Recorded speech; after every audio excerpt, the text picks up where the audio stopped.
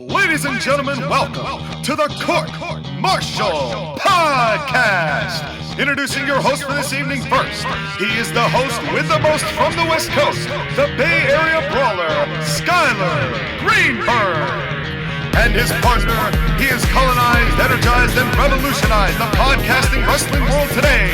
Your Colonial Champion, Sean McCarty.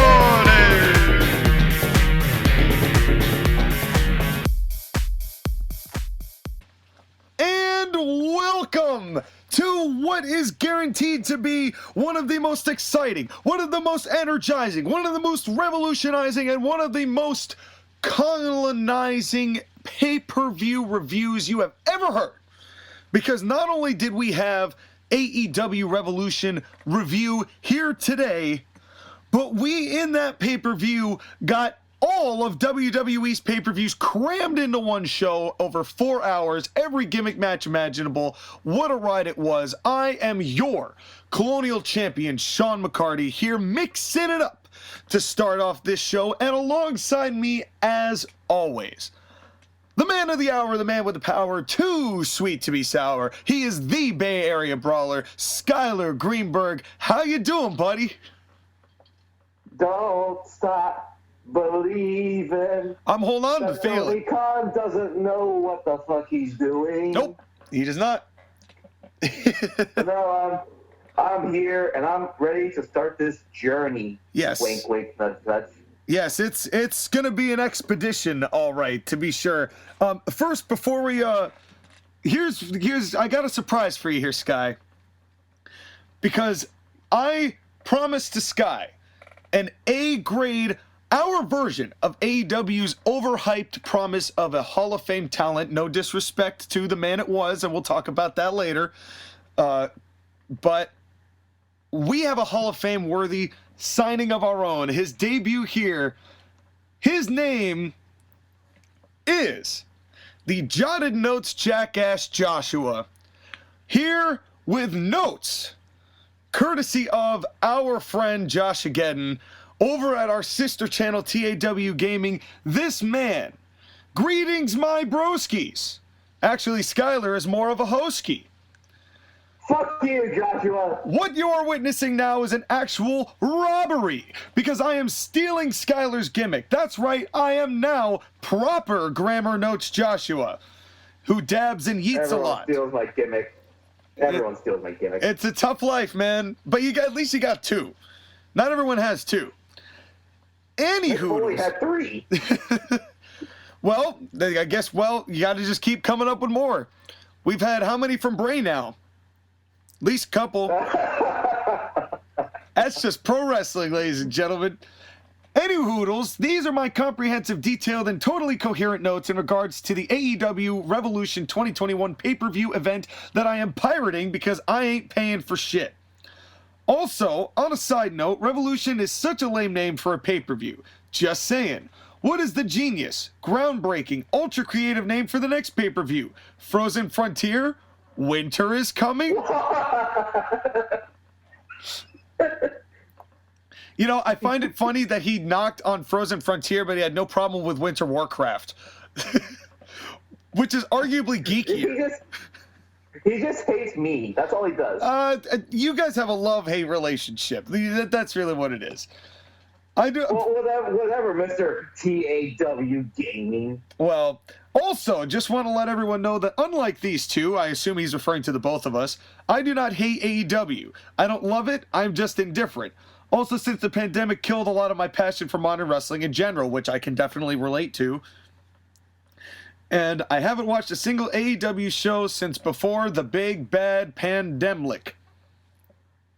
Okay, I made that last part up, but also, it'd be weird doing notes for a non-WWE show, so there will be no Vince fucking in my notes. I assume that's an homage to you, sir. Okay, well... There won't be any fuck you Vince counters like we usually have. For those of you who don't watch the TAW Gaming channel when I and Josh again do these pay-per-views and Skyler pops in his grammar notes, which we did for, I believe, Elimination Chamber. Did for Elimination Chamber and the Royal Rumble. Yep. And so now the tidings have turned. We have turned tables. So with all said, let's get on with the review, shall we? Did you watch the buy-in? Bits and pieces. I didn't watch any of it, so why don't you give us one of the shortest ever news segments of the week, but before you do, I already said news, and you know what news means, folks.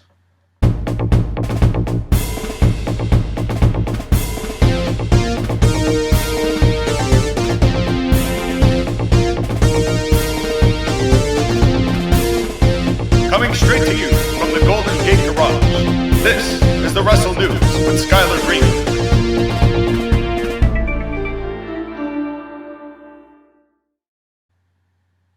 Alrighty, it is the news of the week. And what do you want me to talk about, Sean?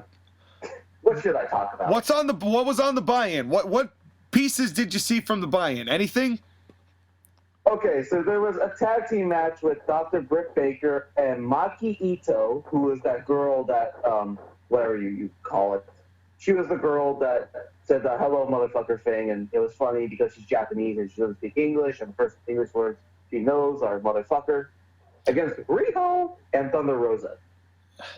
Oh, what? No, they did not tag team Riho and Thunder Rosa together. Yes, they did. Oh, why? Because that's what they do with their women. Because AEW, names on a piece of paper. Because AEW. Listen, this was just a match. It was whatever. I didn't care. The Japanese girls suck because they tried to do their strong style shit, but their very, very small muscles meant that they didn't really have any impact. Thunder Rosa looked the best because, of course, she does. Yep. But you're asking Thunder Rosa to carry three girls. Dr. Britt Baker's okay. She was okay. But you're asking Thunder Rosa to carry three girls who are not very experienced and not very good.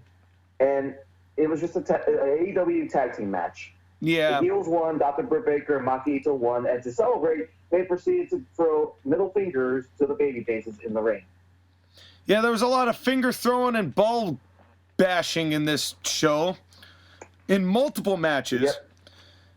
And multiple matches. Anything else Did Joshua even watch the pre-show? No. No. I assume no. No. And then all the video packages that were part of the main show were on the pre-show, and there was a panel and everything. It was all whatever. Yeah. I couldn't care less about the.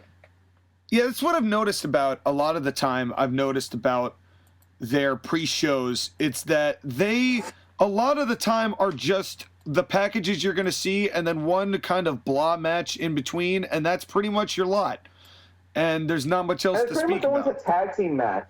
It's always a tag team match. Yeah. Well, no, there was that time that we had Serpentico and Joey Janela.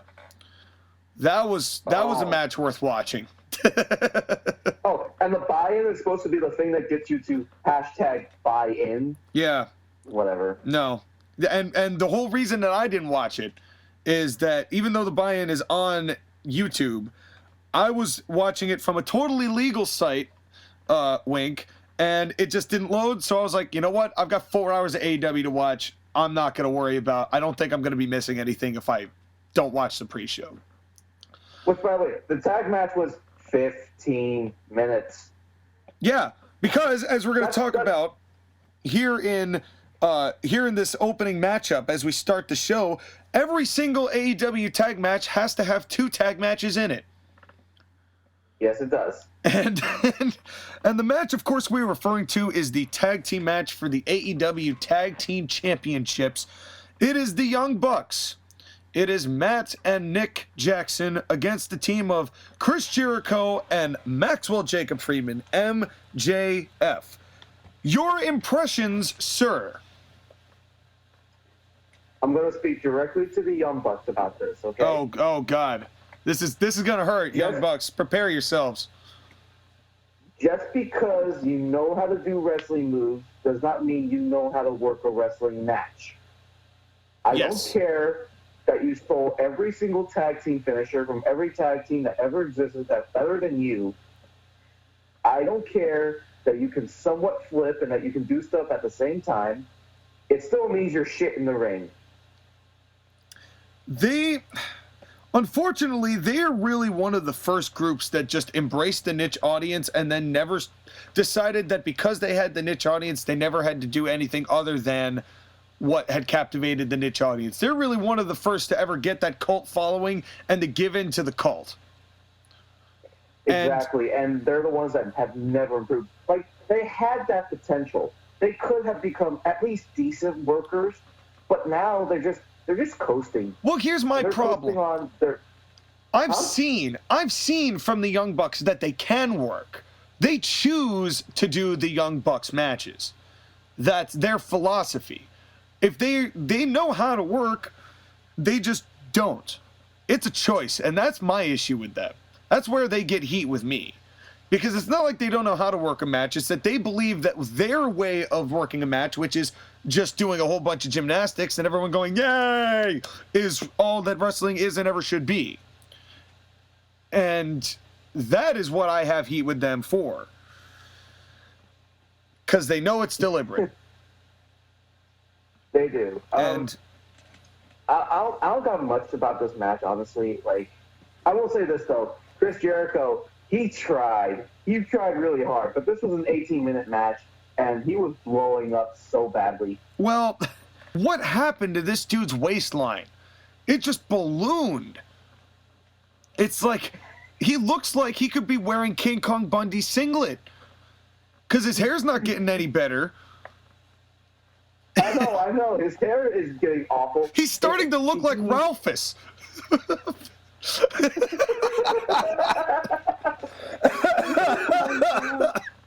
Oh, God. Chris, what are you doing?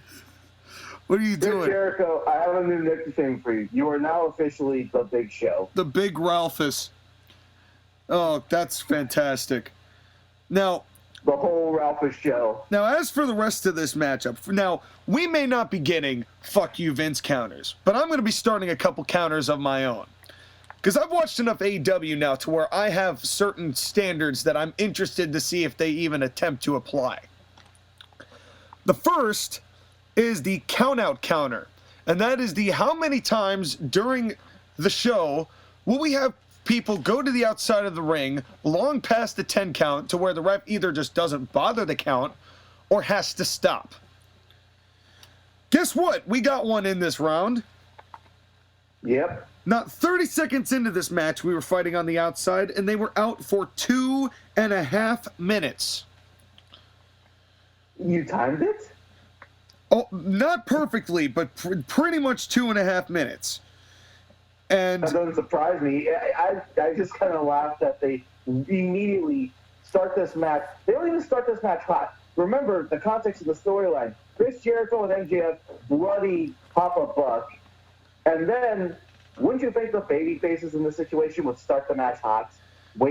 No, they wait for the ring intros. Of course, because Justin Roberts has to get his shit in.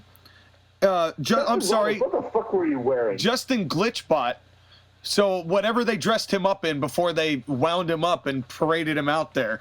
Because can you imagine? I can see Justin Roberts kind of like doing a robotic walk out there. He does kind of walk robotically.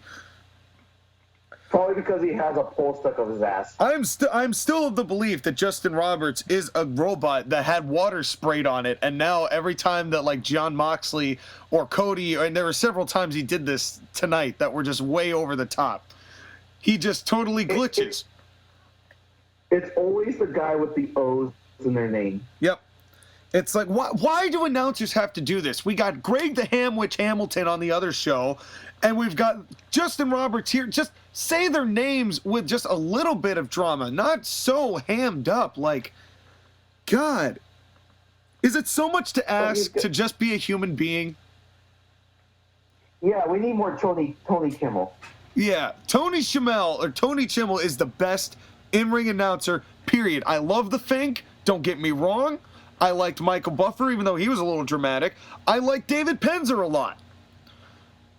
But there is something about the way that Tony Chimmel did it that was better, I think was better than anybody else. And it's what pulled SmackDown ahead of Raw, part of which was what pulled SmackDown ahead of Raw when they did the original brand split in 2002 and 2003.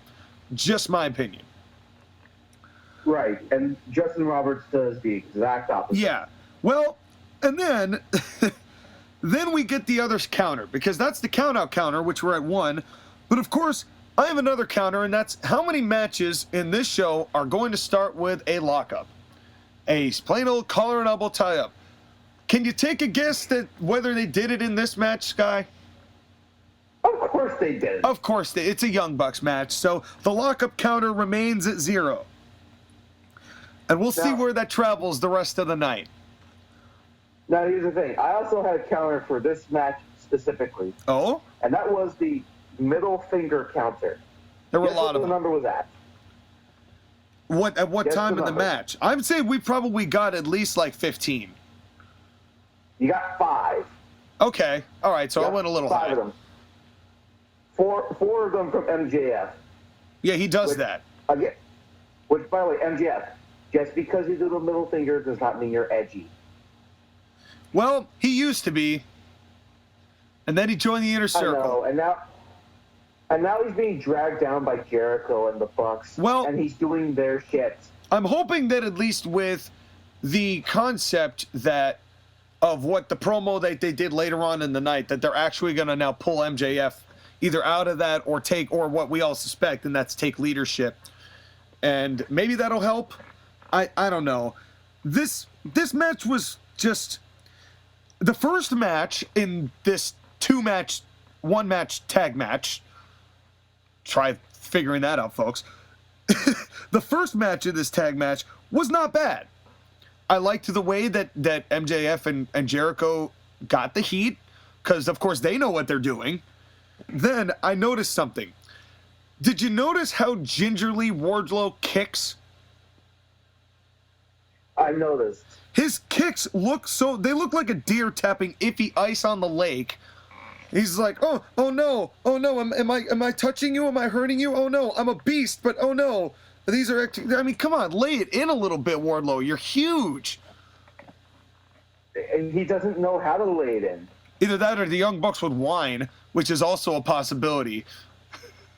I mean, yeah, that is. Dude, we got to remember, these are executive vice presidents you're in there with. You know? Yeah.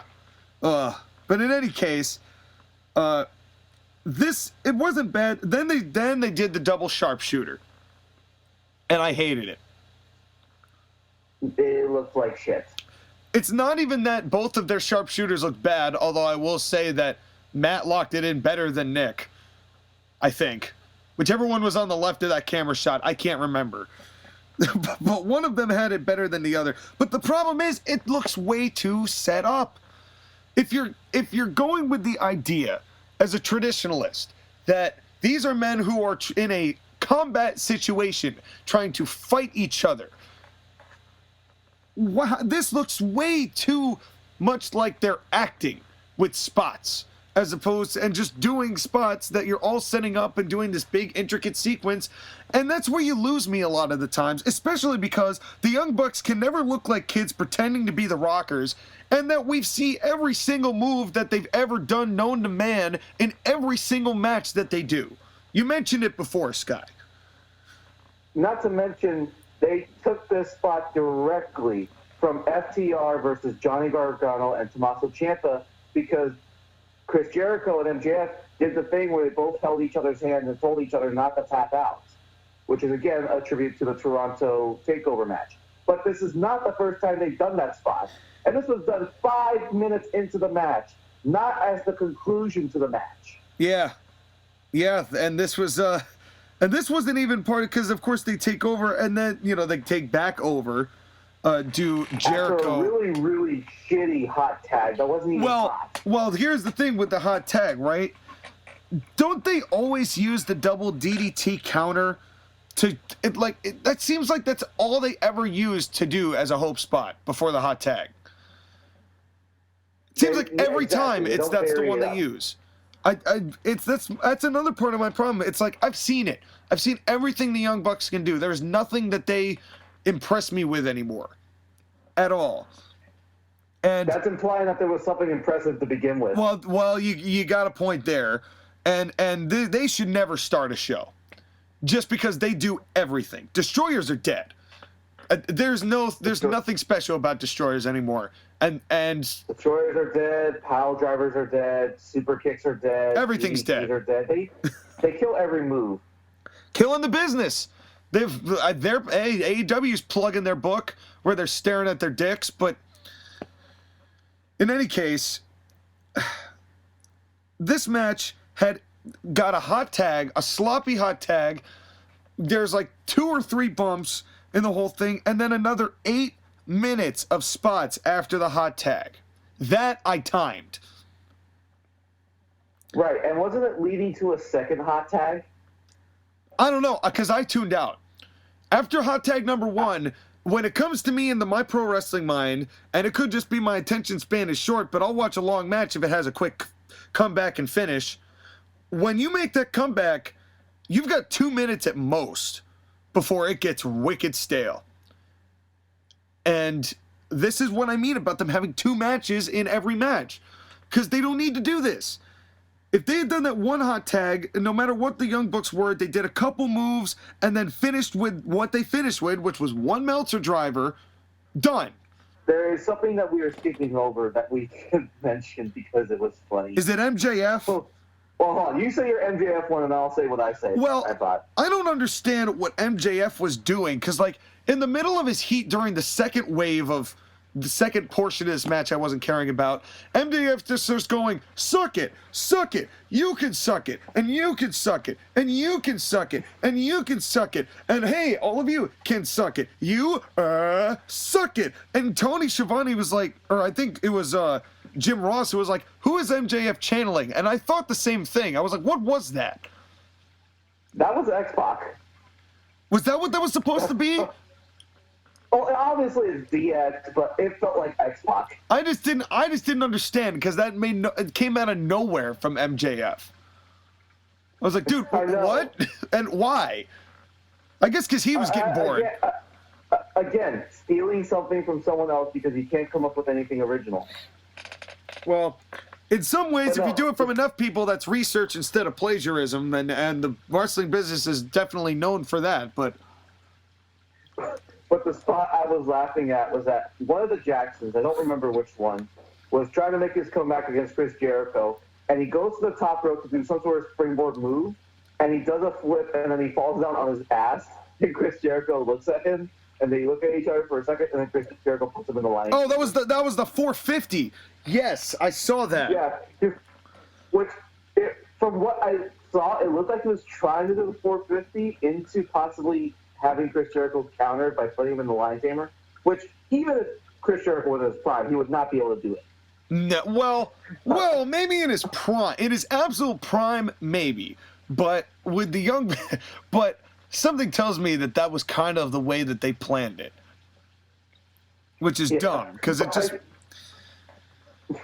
It just led to an awkward moment of the Jackson sitting on the mat, looking at Jericho looking at the Jackson with a moment of what the fuck, and then just like playing with this damn line tamer. Well, and then there was that weird thing with the Jackson where it, like, what was it? Chris Jericho hits him with a baseball bat, and then Wardlow gives MJF the diamond ring, and he hits him with the diamond ring, and then he does the heat seeker, 1, 2, kick out. You can't Bullshit. You can't finish with anything except the one-wing angel. Everything else, you can't finish anything with. I mean, this was, at the very least, all it took was one Meltzer driver, but then every other spot known to man to finally finish that, and none of these wrestlers get that. At least in some respects, even though there are a couple overlaps with WWE, a la the Frog Splash and the Sasha Owens deal, for the most part, as far as the moves that matter, they're pretty good about not doing shit at the beginning of the show that's going to show up at the end of the show, unless you're talking like an Elimination Chamber or something like that. But this show and these talent do not know or respect that line. So they just all do everything that they've ever done ever, because why not? Well, okay. So we've been talking about the WWE comparison for a while now, and the more the show went on, the more I felt it's not fair to compare them to WWE, because WWE doesn't do the things they do. Now, here's a question for you. And I know that you're a bigger watcher of TNA and Impact than I am. Did TNA or Impact ever do what AEW does with their moves and doing them all over the place at the same time on a show? TNA at least had the knowledge that if you're going to ruin it by doing a giant spot fest, to make one division out of it. It's like, all right, all y'all, X division. You go have yourself a flippy party, and heavyweight title is going to be something else, and the tag title is going to be something else, but you will do all your flippy shit known to man right in there. And it got over like that because it became its own little entity. But when everybody's doing it and everybody is the size of the X division, it hurts things a bit. Well, they ended this match, by the way, with the Meltzer driver after giving MJF 10 super kicks in a row. Yeah, because... and burying him dead. Because why not? Because it's the Young Bucks. And I didn't want to mention this at the beginning, but also JR was really hard to listen to in this match. He got better. JR came in and he sounded like he was dying, like he was out of breath. Yeah. I was hoping he wasn't having a heart attack like Jerry the King Lawler was a couple of years ago. He did get better as the show went on, in all fairness. It probably gave him some cough drops. Yeah, but he was having a rough go of it there at the beginning. But this match, I mean, I don't even know how to feel about this match because I kind of, I guess, out of just sheer boredom, I kind of just zoned out after the first hot tag and kind of zoned back in a little bit. But there was nothing special about this match. And it was a Young Bucks match. Yeah. That's all you need to say. Yeah. It's a bunch of filler and a bunch of moves and minimal storytelling. But hey, why don't we find out about this from the third perspective? Yeah, why don't we hear about what Mr. Getting here, what did he say? Proper grammar notes, Joshua, is what he wanted to be called? All right, I will respect the gimmick. Although I think the jotted notes jackass at least fits a little bit better, but it's okay. It's out of love. We'll give him a pass. We'll give him a pass. All right. It was his first time doing it. And he doesn't know this, but amazingly, the way that this reformatted onto my Microsoft Word, this entire thing is in Comic Sans. So the joke's on you, Josh, again. Put that shit in Times New Roman, damn it. That's right. My God. No, I'm reading it Comic Sans. We've already crossed that plane. My God, JR sounds like he's talking out of a hole in his throat. He did. The fans jamming out to Jericho's theme is awesome. It would be if Jericho didn't ask for them to do it. And I laughed at because the one. He's a heel. And that's another thing too, by the way. This was a heel matchup. Of course it was. Tony Khan doesn't give a crap about that. You know that. Heels and babyfaces mean absolutely nothing on this show. They're old tropes, Sky. They don't exist. I mean, I think Cody turned at least twice in that ladder match that we'll get to later. Oh, God. And anyway, let's, this is, okay, here we go. I laughed at the one fan who had his mask pulled down. Can't wait for Mania.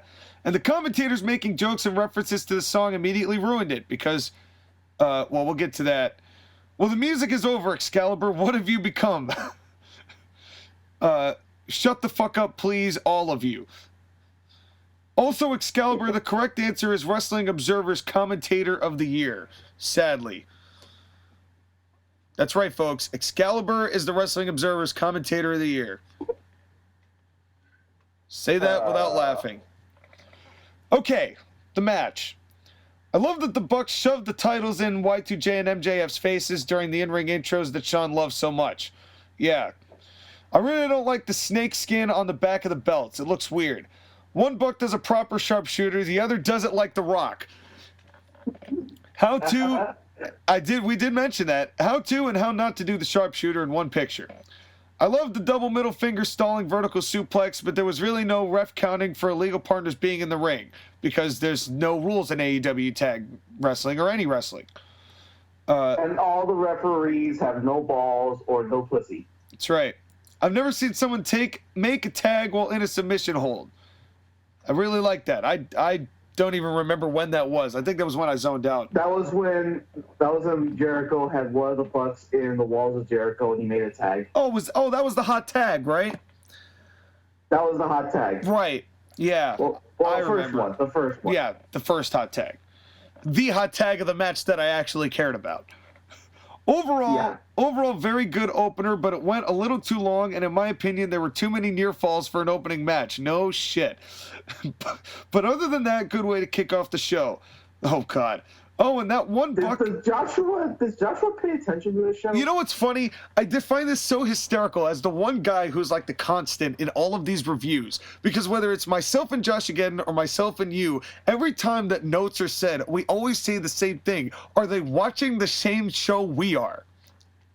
And I feel that here we are doing the exact same thing. So not only has he taken your gimmicks, Sky, he has also taken this, I also liked things better because I'm writing them down. unless he's doing it on purpose to screw with us. No, he really hasn't. I double-checked. Trust me, I double-checked before this happened. He actually liked this show. Oh, and that... Oh, no, this is not good. I'm going to change my opinion about Joshua, aren't I? Oh, and that one Buck and Jericho mistiming the midair catch into the walls of Jericho where the Buck landed on his ass was hilarious. It was the best part of the match. And of course, his last line, also, does Justin Roberts still diddle kids or nah? I would say the answer is nah because he's a robot. No, but if you notice, he was dressed like a priest because he had the black and the white.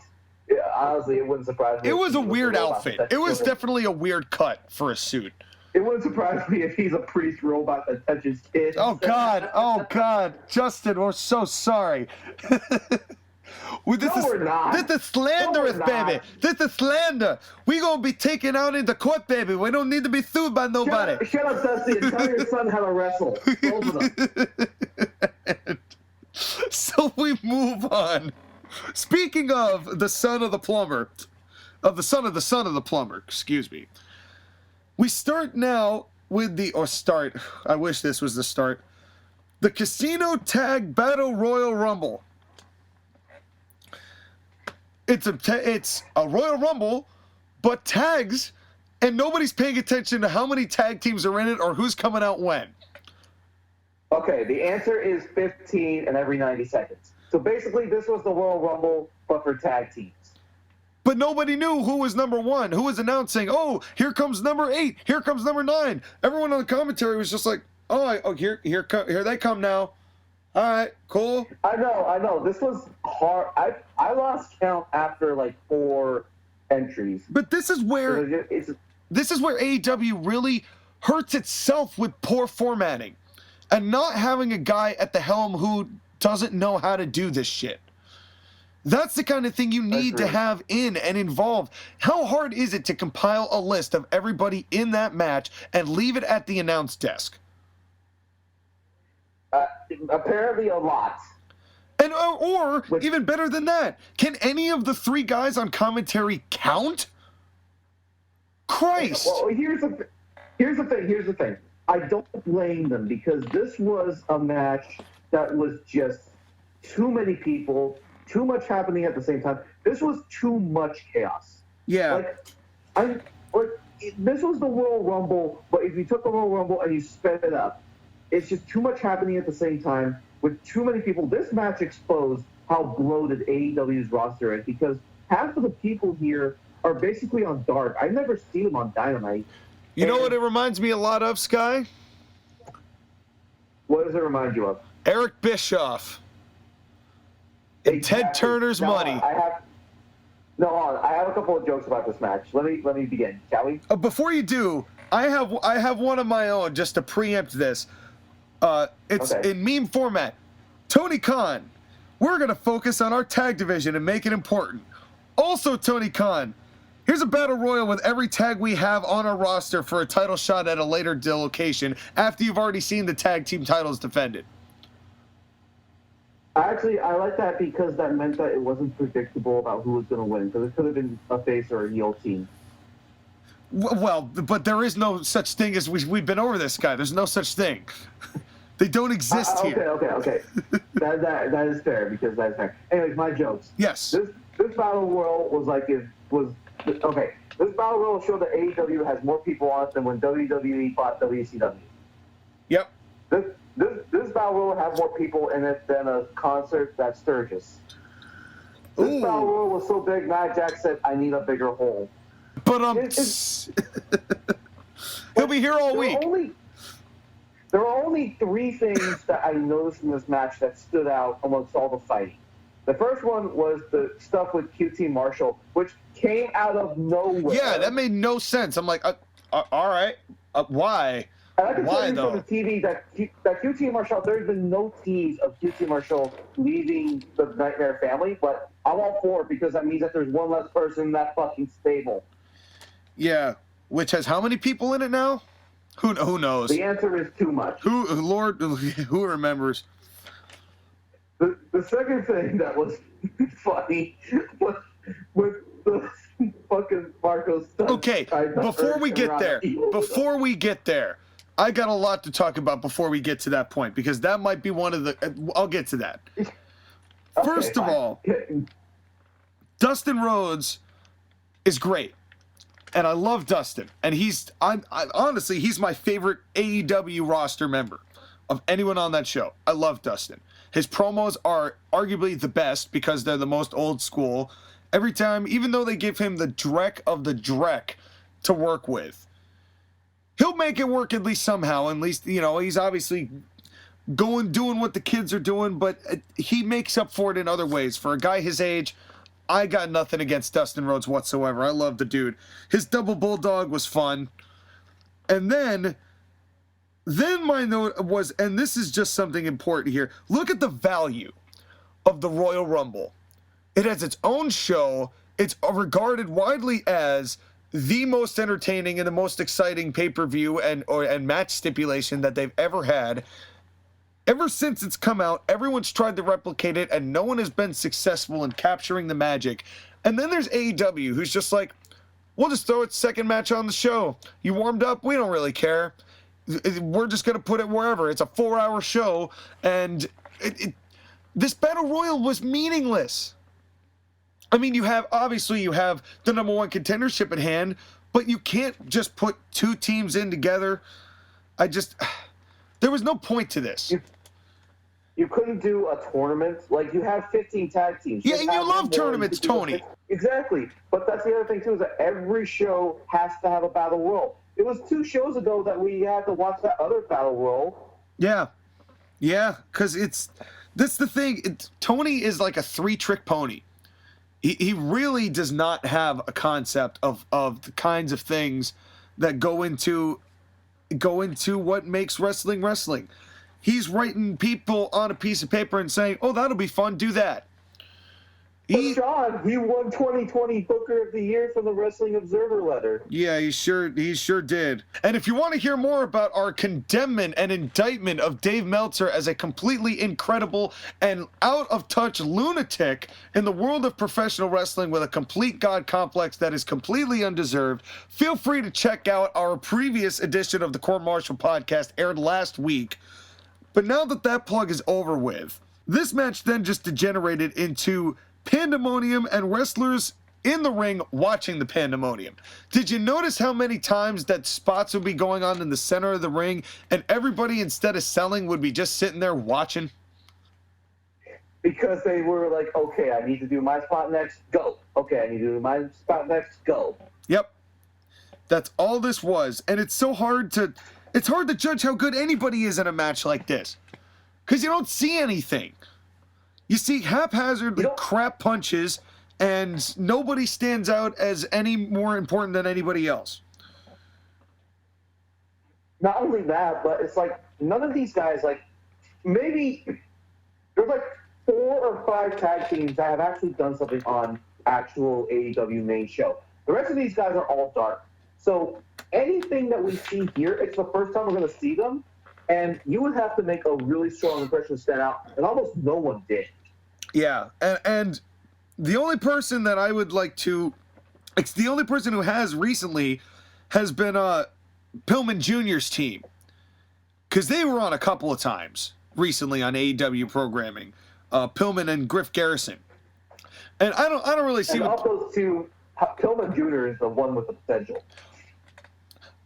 Griff Garrison his look is not great. He's kind of skinny and pale. But Pillman Jr. Here's the interesting thing. That's most of AEW's roster, so he fits in perfectly. So he fits in. Here's the thing about Pillman though.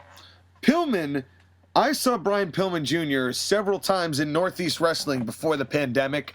One of which actually in a Royal Rumble, in which he danced in the middle of the ring to music that they played, which I'm not even going to get into how annoyed I was about that.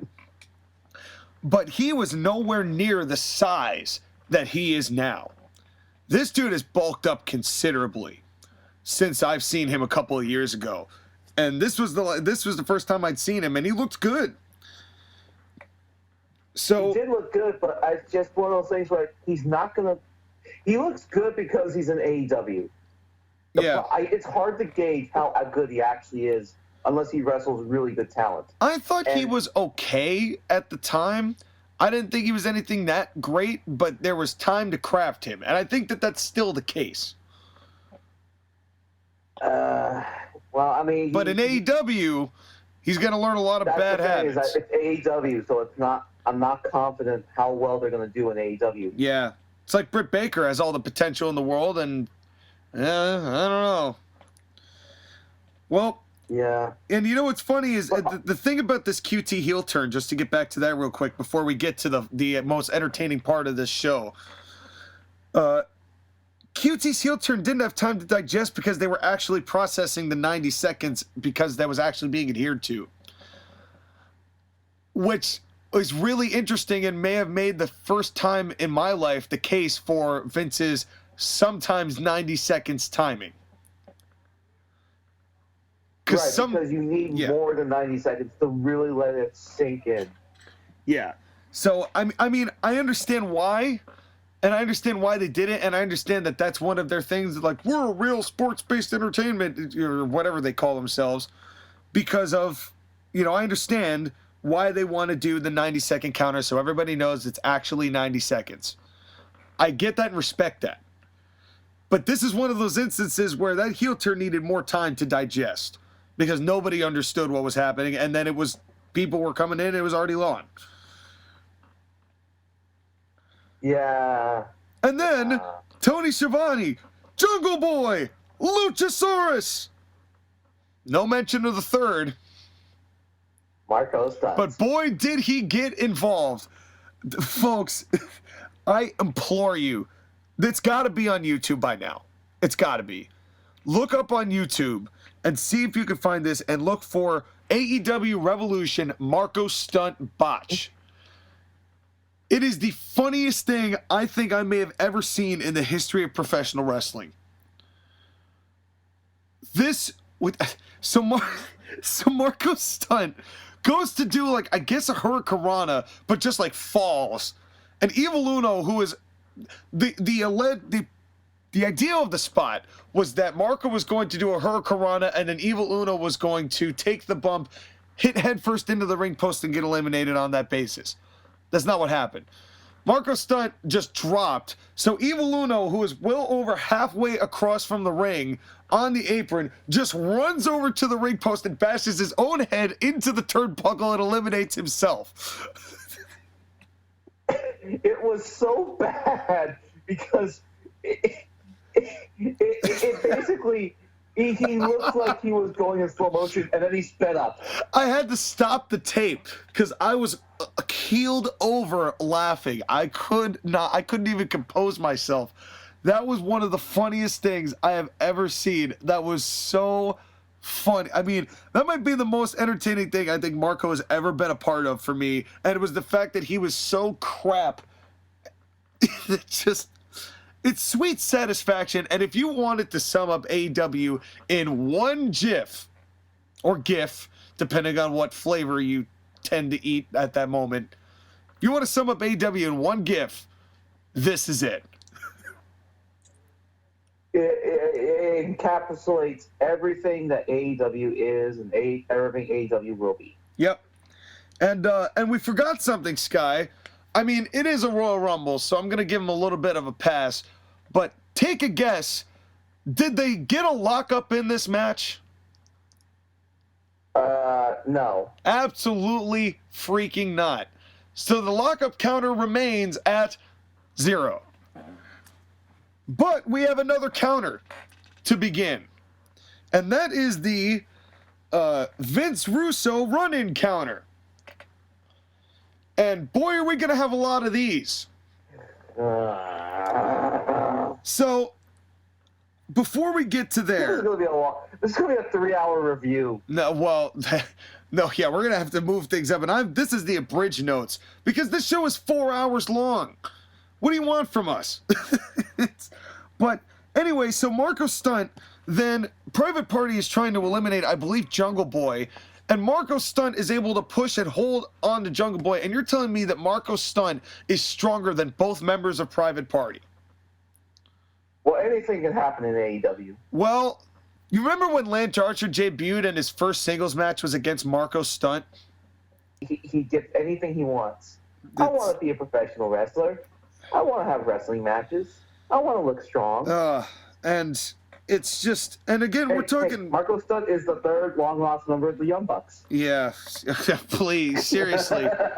Yeah, with sadly half of the gymnastics credentials. But anyway, SCU comes in, and I understand that they're doing this, if we lose, we retire, and then they explain that if they lose this, they won't retire. Doesn't explaining that if they lose this, they won't retire, kind of telegraphing that they're probably going to lose this, so they won't retire until they lose properly?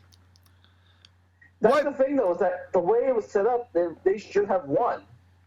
Of course. If they were going to tell the story, they should have had to win. Yeah. But no, because then Jack Evans shows up and eliminates, I forget who he's even following with, but Jack Evans shows up, and there's a run-in the middle. I mean, I know WWE does that too, sometimes with run-ins in the Royal Rumble, but this is just, why? They didn't even mention it. They're like, oh, that was Jack Evans. Oh, why? Oh, okay. All right, let's keep going. And the JR is just... who he eliminated. I don't even remember. And JR has just like lost the will to live, because he can't get excited for anything on this show anymore, even when it's decent. He just can't. Tony Schiavone is the one with the most life on this entire commentary team when it's not infiltrated by Taz. Who's more depressed, JR or JBL? I think JR. Yeah. I think JR doesn't have to do commentary. He only has to do the shitty pre-shows. JR has to sit there for 4 hours with a bad cold. And JR still loves the wrestling business. And I think that a little bit of him, his heart is torn inside. But it's good money, so whatever. It's good money. The wrestling business is dead in his eyes. And, well, depending on who you talk to. But anyway, eyes at this point. Then John Silver comes in and does some really nice kicks on Pac. And then those kicks are ruined by just turning around and running away from him to do a move.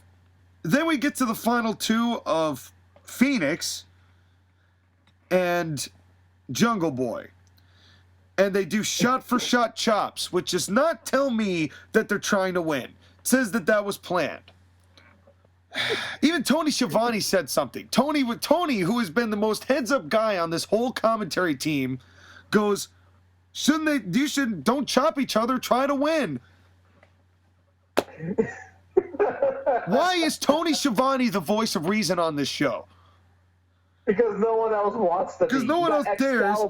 You got Excalibur who's bought into the Kool-Aid, and JR who just has given up. Yeah, this was just this, and then Phoenix and I'm sorry, I almost said Pentagon. Phoenix and Pac win, and I'm like, all right. Oh, you missed the part where Phoenix goes a suicide dive through the middle and top rope, goes and does a front flip, and he hits people in the crowd, and he made someone lose a tooth with his foot. Yeah. And you know, the saddest thing is they can't even do a battle royal without a dive. That's like the 101. This is one of those ones that's like, don't go outside, don't dive. They got to do a dive.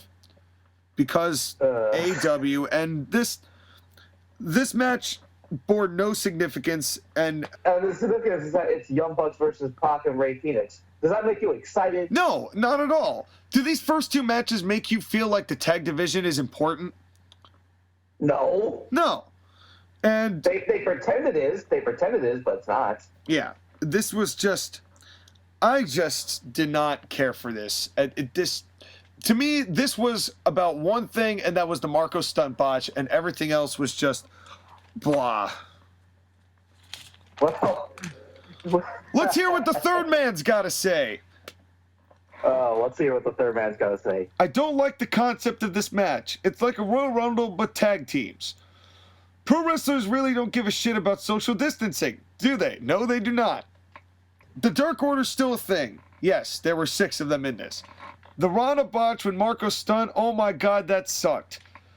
I would suggest that we just hang Marco to solve all of society's problems. Okay, hold on, Joshua. I just have Marco Stunt arrested on my show. I didn't want to kill him. But in order to effectively hang someone, their body must be heavier than their head. So great, Marco can survive execution. Also, whatever the little twerp ends up having sex with, better be careful and lay low, or else it'll look like someone is... Jesus Christ, Joshua, holy God, I'm not saying that. Howdy, folks. What he said was just too foul, so we had to cut it out. We'll now return to your programming. Oh, good gravy. Good gravy. I'm gonna have to edit the shit out of this video. This match was obviously filler, but it was fine, if not a little clunky.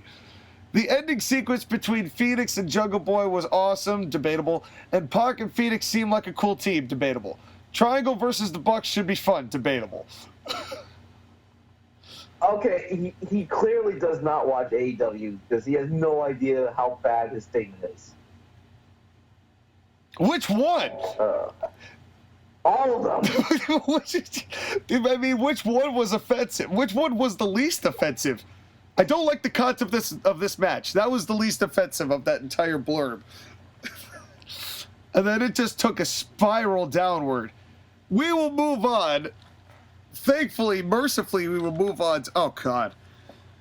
To the AEW Women's Championship match between Hikaru Shida and Ryo Mizunami. Why don't I read his stuff and get it out of the way? Is it going to be any better? I'm going to tell you right now, reading the first sentence, no. And okay, go. And forgive me, forgive me in advance. Is Ryo a guy? I don't believe so.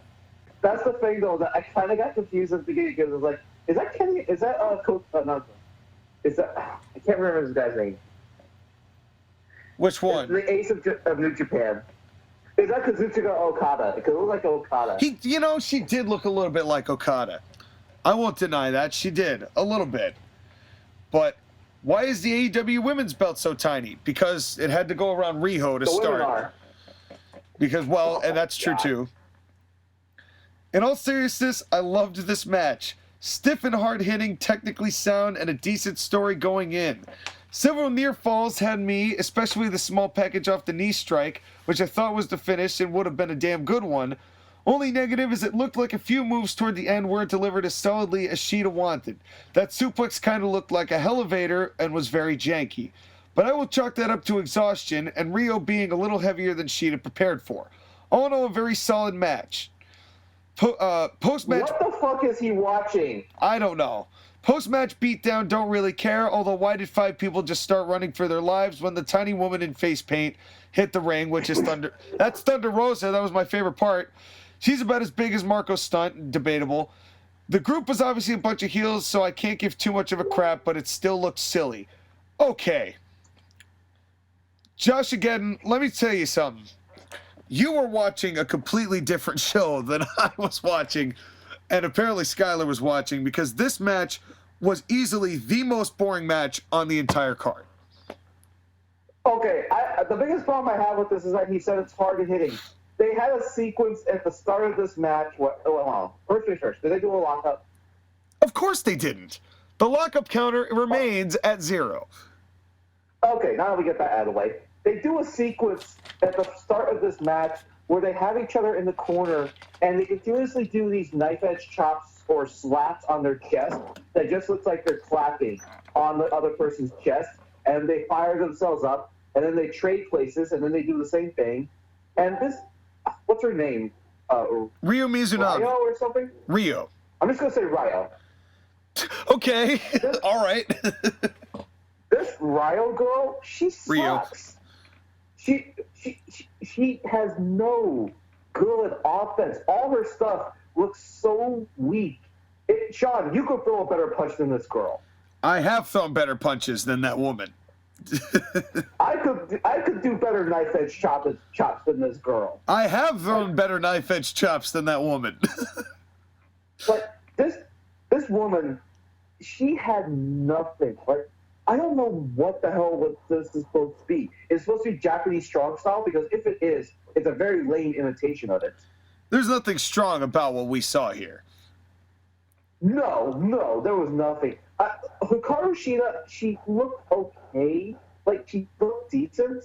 But also, this isn't just another thing. I don't like her makeup. Her makeup makes her look ugly. It wasn't very flattering. And here's the thing. The story they tell beforehand is incredibly objective. It's really, you don't know who to cheer for, because there really is no one to cheer, and there's no one to be a heel for. I thought that Ryo, the interesting thing I noticed about Ryo, because she cut that little mini promo at the end, she sounded like she was reciting lines. Interesting, isn't it? It wouldn't surprise me if she was reciting lines. Yeah, kind of thinking that might be the case, because she didn't sound convincing. She didn't sound like she meant it. It sounded like, it sounded like her promo had potential, but I felt like she was being what a lot of WWE people do, and that's being very plastic.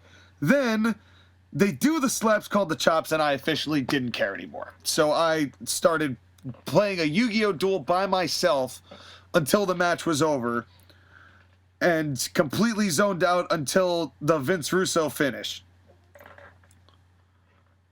I will say this, it's just like, if Hikaru Shida was in WWE, she would be a decent member of the roster. I don't know how high she would be, but because she's in AEW, outside of Thunder Rosa and Serena Deeb and maybe Nyla Rose, depending upon if Nyla Rose actually decides to be a beast once in a while, she's not going to have many good matches. And bringing in this talent, okay, the reason why Ryo, and I'm going to keep calling her Ryo because she doesn't deserve to have her name called correctly. Okay, Jim. Ryo was brought in because she won a 16-woman tournament. She won the Japanese half of the bracket, of a bracket that also had an American side with 3 Japanese wrestlers on the American side. Yep. And this tournament was supposed to give more to the women of AEW, because the AEW women's division was the part of the division that fans of both AEW and mainstream can agree has not been given much shine. It sucked. It sucked from the start. It sucked from the start because they put this stuff on either Dynamite or YouTube or Bleacher Report. Like the semifinals, one match is on Bleacher Report, the other match is on YouTube. Don't you think for a number 1 contendership tournament, you would put it on the biggest audience possible? You think. Not Tony, because Tony doesn't care about getting fans anymore. He's having too fun playing with the dolls in his little playhouse. Right, like, if you were a fan of women's wrestling, or even a fan of these women in particular, what would draw you into this match with any sort of care to make you want to search this shit out? I mean, okay. I'm not saying I hate women's wrestling, but I hate AEW's version of women's wrestling, because all of their matches are featuring women who have no real skill, real talent, real ability. They're all green, or they're all these Japanese wrestlers. And let's be clear, a Japanese wrestler does not necessarily mean it's a good wrestler, okay? I don't care if you're a male or female. Just because you come from Japan doesn't mean you're good. Yes, agreed. That's a trope that American wrestling fans have been beating into my head. Just because the Japanese, they have bad shows too, and they have bad wrestlers too, and this is one of them. I understand. I understand your.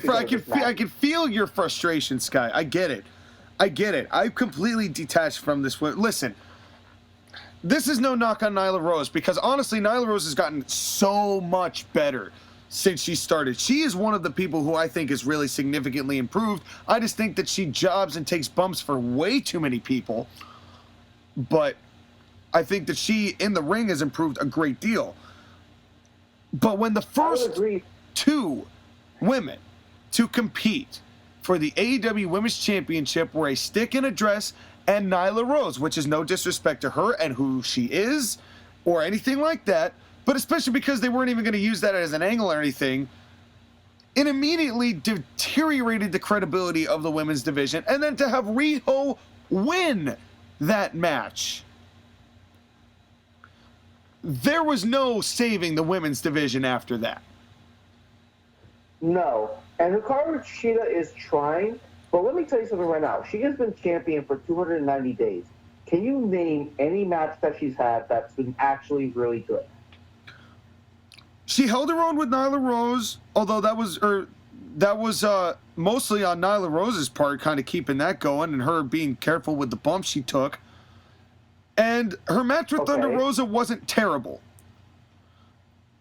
But would you? Were they good matches? No. That she was wrestling against. Both of those men were responsible because of the people who were not Hikaru Shida. Unfortunately, I liked Hikaru Shida at first, but she has not really improved significantly in the time I've seen her since she first debuted. To me, Hikaru Shida is discount Asuka. She's kind of becoming that. It's the same thing, because just this woman, I don't know if she's good. I don't know if she's bad. I just know that she's what Tony Khan and specifically Kenny Omega, that's what Kenny Omega likes, wants her to be. At least they don't have her Banshee screech. And at least they don't have her do the green mist. Right. But let's move on from this, because then of course all the heels gang up, and then Thunder Rosa. I love Thunder Rosa, but is she alone going to run off the entire women's roster? Really? Yes, because this is AEW, and one woman running at everyone else is going to make everyone stop. I know. And I know, because Thunder Rosa is a legitimate badass. I really like Thunder Rosa a lot. But this was just ridiculous. And again, it's nobody knowing what they're doing at the top. This is all really almost entirely on the booking. Yeah. Then we get the assault in the back from Miro and Kip Sabian, who are facing Chuck Taylor and everyone's favorite Orange Cassidy. The assault in the back wasn't bad. I mean, it wasn't really anything to write home about. It was just, here's my thing. For a match where both members of one of the teams got assaulted, why did this go for 20 minutes? Okay, so let me give you some match times, okay? So the Young Bucks and Chris Jericho match was 18 minutes.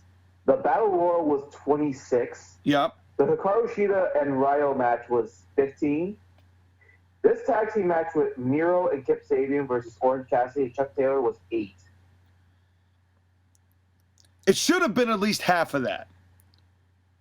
Right, but it felt forever because that backstage angle was so long, and then they drag them out, and then they start the match, and then they go into it. By the way, can you have a guess, Sky, what our lockup counter will remain after this match? 0. Absolute nothing. We are 4 matches in, not a single lockup yet, and not for nothing, not having Orange Cassidy come in till later, no matter whether he was injured, which they never showed, but to have that 2-on-1 is a classic Vince Russo WCW booking move. Well, and here's the other thing, too, that kind of just turned this off for me. Chuck Taylor bleeding. I didn't really care about the blood. It's just that his head was put in through a glass, theoretically glass, although it went in way too fast, so you obviously know that was the sugar glass. but they do the blood, and it just... And then he kicks out of like 100 things. That this should have been over and finished with, but it wasn't. It just that. And I don't really understand what the big deal is about Kip Sabian. There is no deal with him. This is all about, okay, this match, if you really think about it, was all about Miro. Yes. Because he was the only one, he was so far above the other three guys who were in the match with him. And this is clearly just to get Miro to get over, and eventually he's going to leave Kip Sabian and be his own man. But Well, I Kip hope Sabian so. was just a way to introduce Miro to the AEW audience. Well, I hope so, because Miro's theme is literally him going, "I'm the best man, haha." I'm like, really? Your theme is "I'm the best man." Way to advance. Which, by the way, can I just say, if Miro was actually caring about himself, if he actually cared about professional wrestling and about being a star, he would never have agreed to work with these types of talents. Because stars like John Cena or Stone Cold Steve Austin or The Rock would never work with these guys. No. I mean, fucking Austin told Jeff Jarrett to take a hike. Yeah. So, I mean, Miro should never be involved with these guys if you're going to present him as a credible threat. And Miro could be a credible threat in AEW because he's bigger than most of the roster. That's not saying much because the roster is still small, but... Yeah, but do you really expect Tony Khan to know what to do with Miro?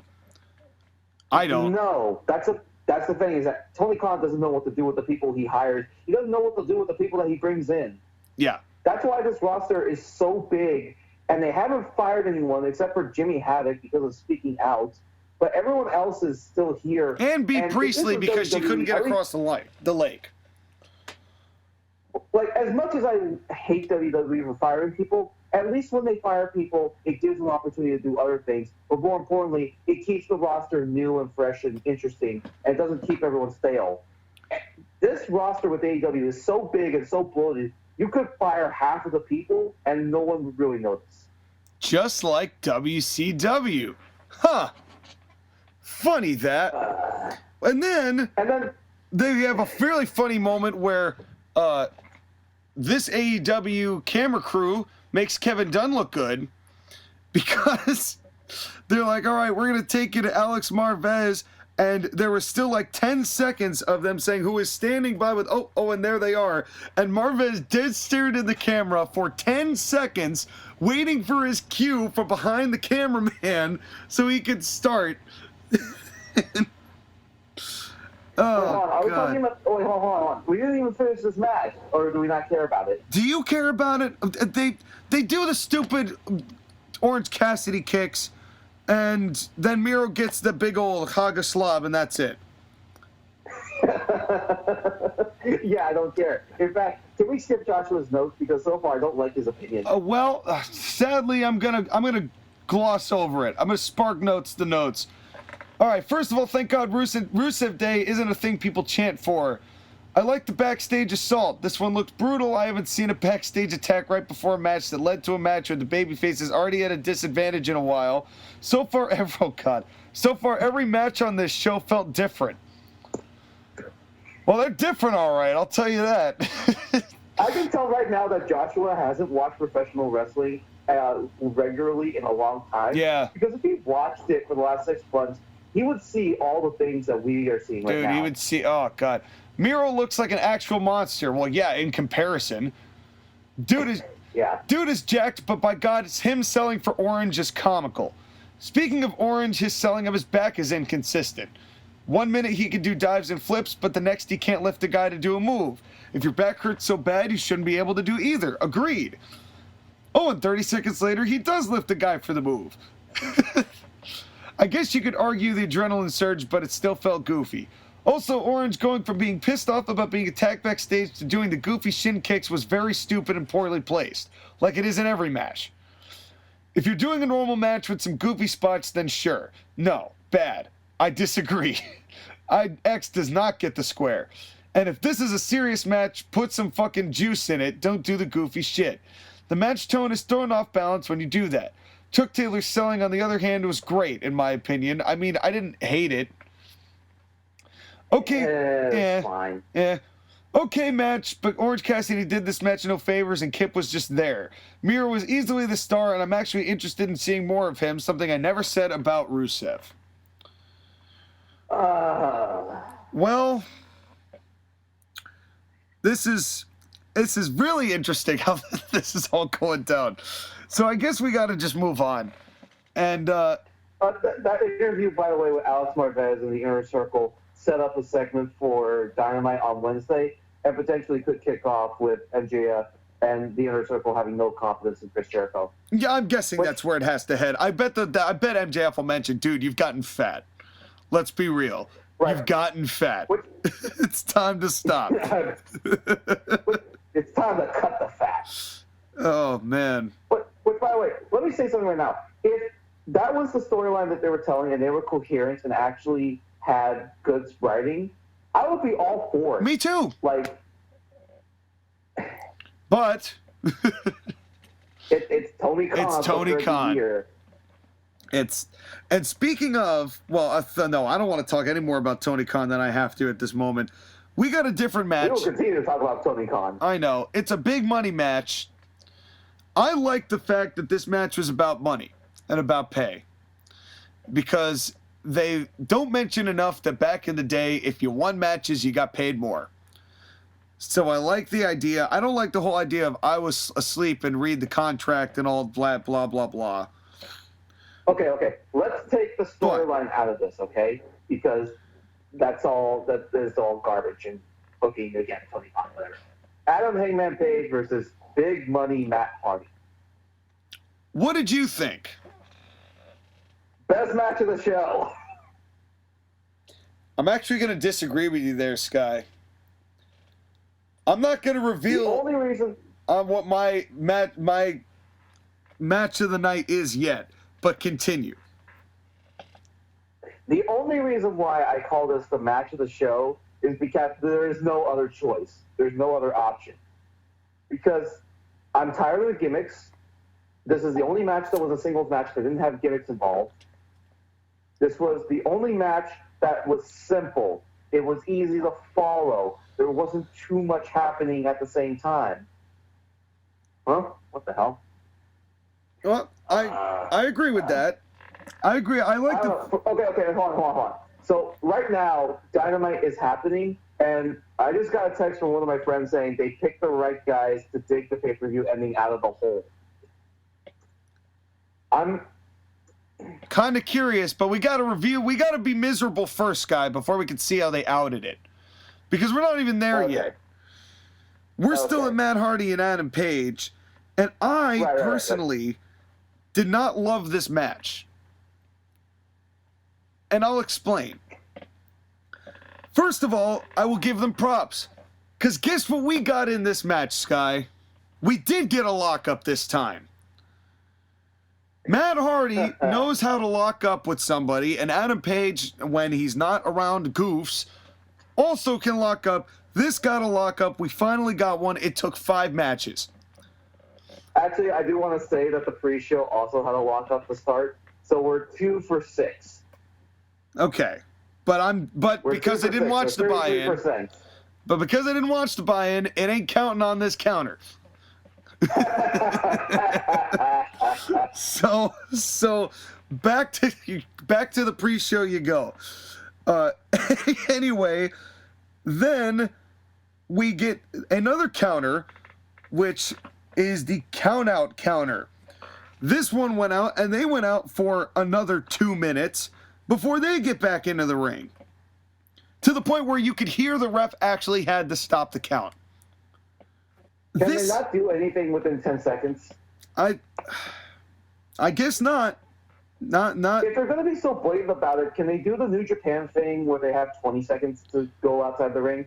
I mean, Kenny Omega steals shit from Japan all the time, so... Either that, or just at the very beginning of when you launch this show, just say, hey, look, our rules are, there are no rules. Go. So just understand that going in. At least establish that. But they went on this whole thing of we're going to be sports-based and are going to have rules established and things like that, and then they do this. the reason I don't like this match is that the pacing of this, although it was much better because it was slower and simpler and things registered better, there was no pace to this. There was no like peaks and valleys to this match.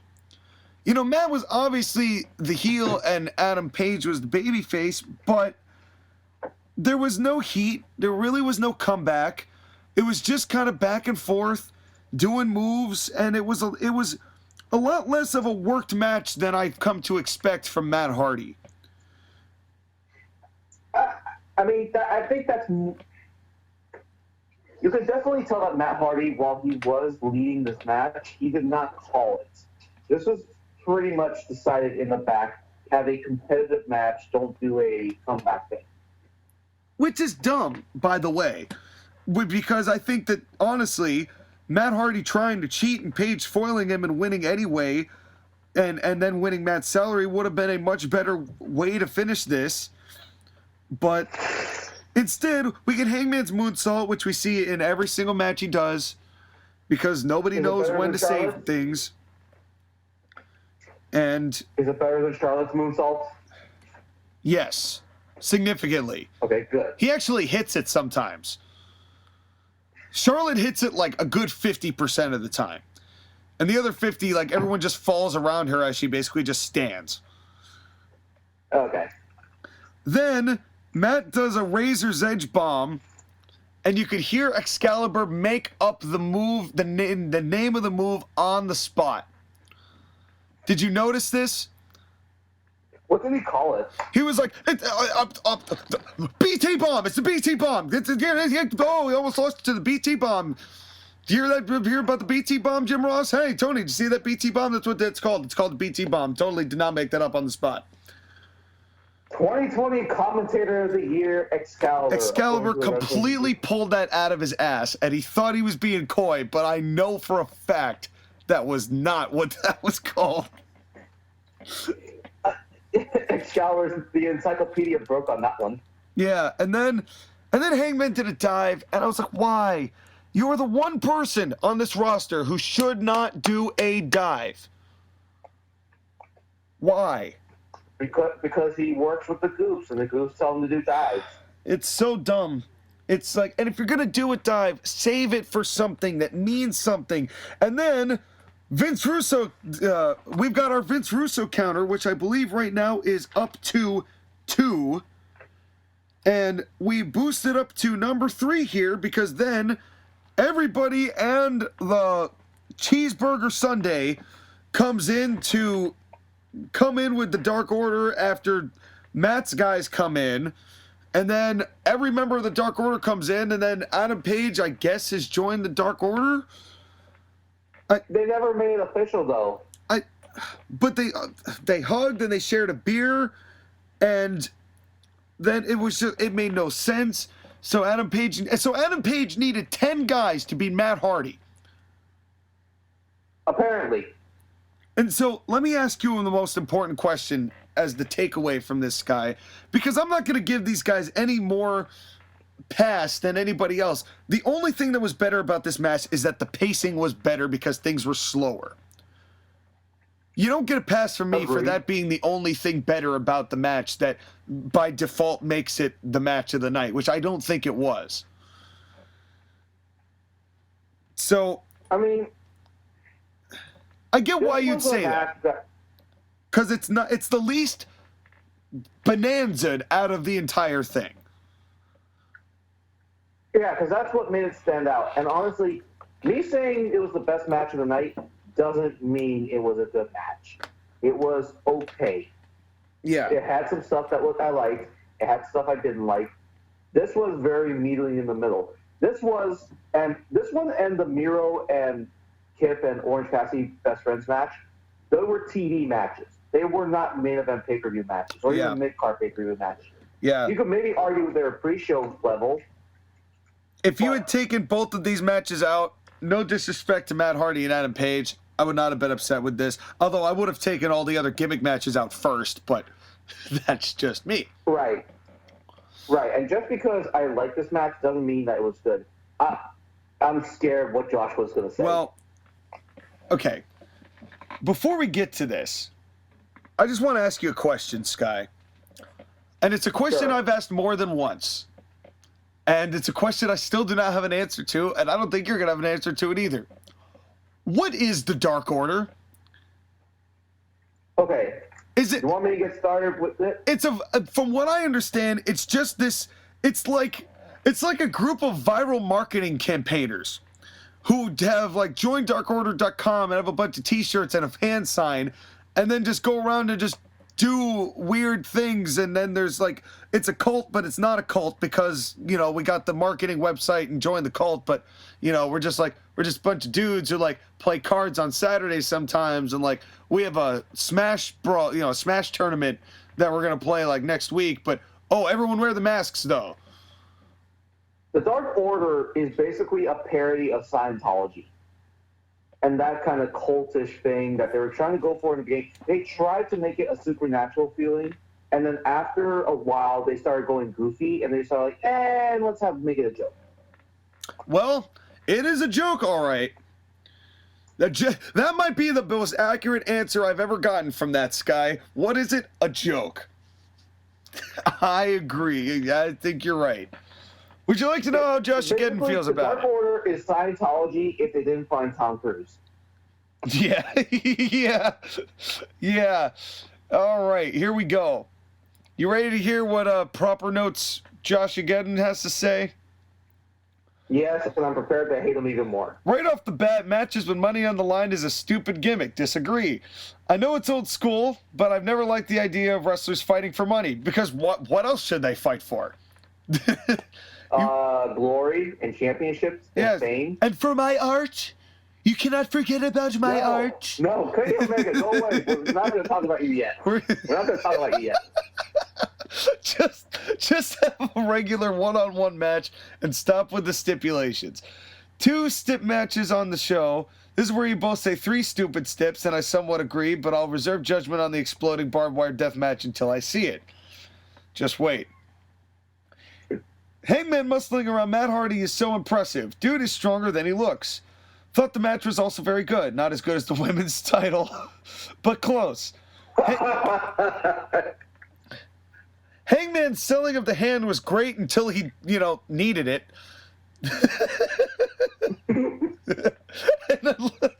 Sorry, Josh, again, but I had to take the piss out of that. And I love seeing it affect him in different ways throughout the match. Like him trying to block the top rope German, but couldn't hold on with the bad hand. Could have done without the interference at the end and Hangman surviving 2 twisted fates, but those are nitpicks. Solid match. Love Hangman, love Matt. Solid, solid, solid here. None of that diarrhea bullshit. Sean, get this podcast sponsored by Pepto-Bismol. Not after what you said earlier, Josh. Again, the chances of us getting sponsors now are 0. 0. Also, I feel that Skylar doesn't approve of how positive I've been thus far. Hold on. Is that actually in That's the notes? actually on the road. That's actually in the notes. Boy, he got you nailed to attack. Don't worry, Sky, I'll make it better. And then in all red, he's got XO, XO, XO, XO in all caps. Because red is the color of love. Oh, God. Oh, man. Would you like to move on to our second WWE pay-per-view of the night, Money in the Bank? Are you sure it's Money in the Bank or Brass Ring Edition? Oh, I'm sorry. I forgot this is the Mark version. Because everybody who's ever heard a podcast has got to go, I've got an idea. Let's poke fun at Vince by making his match, but have a brass ring instead of a briefcase on it.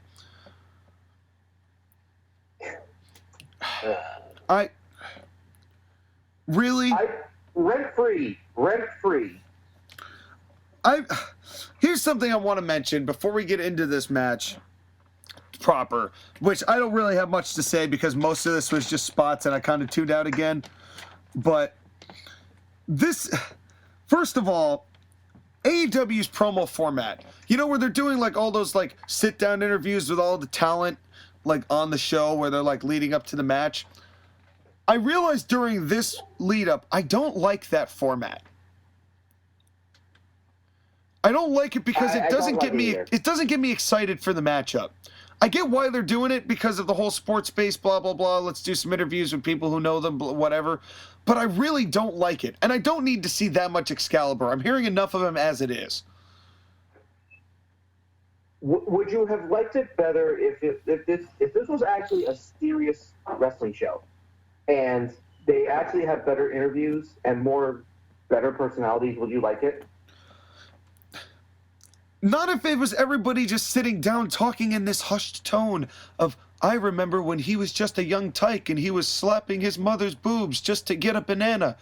And now he's come so far to be wrestle for the world championship.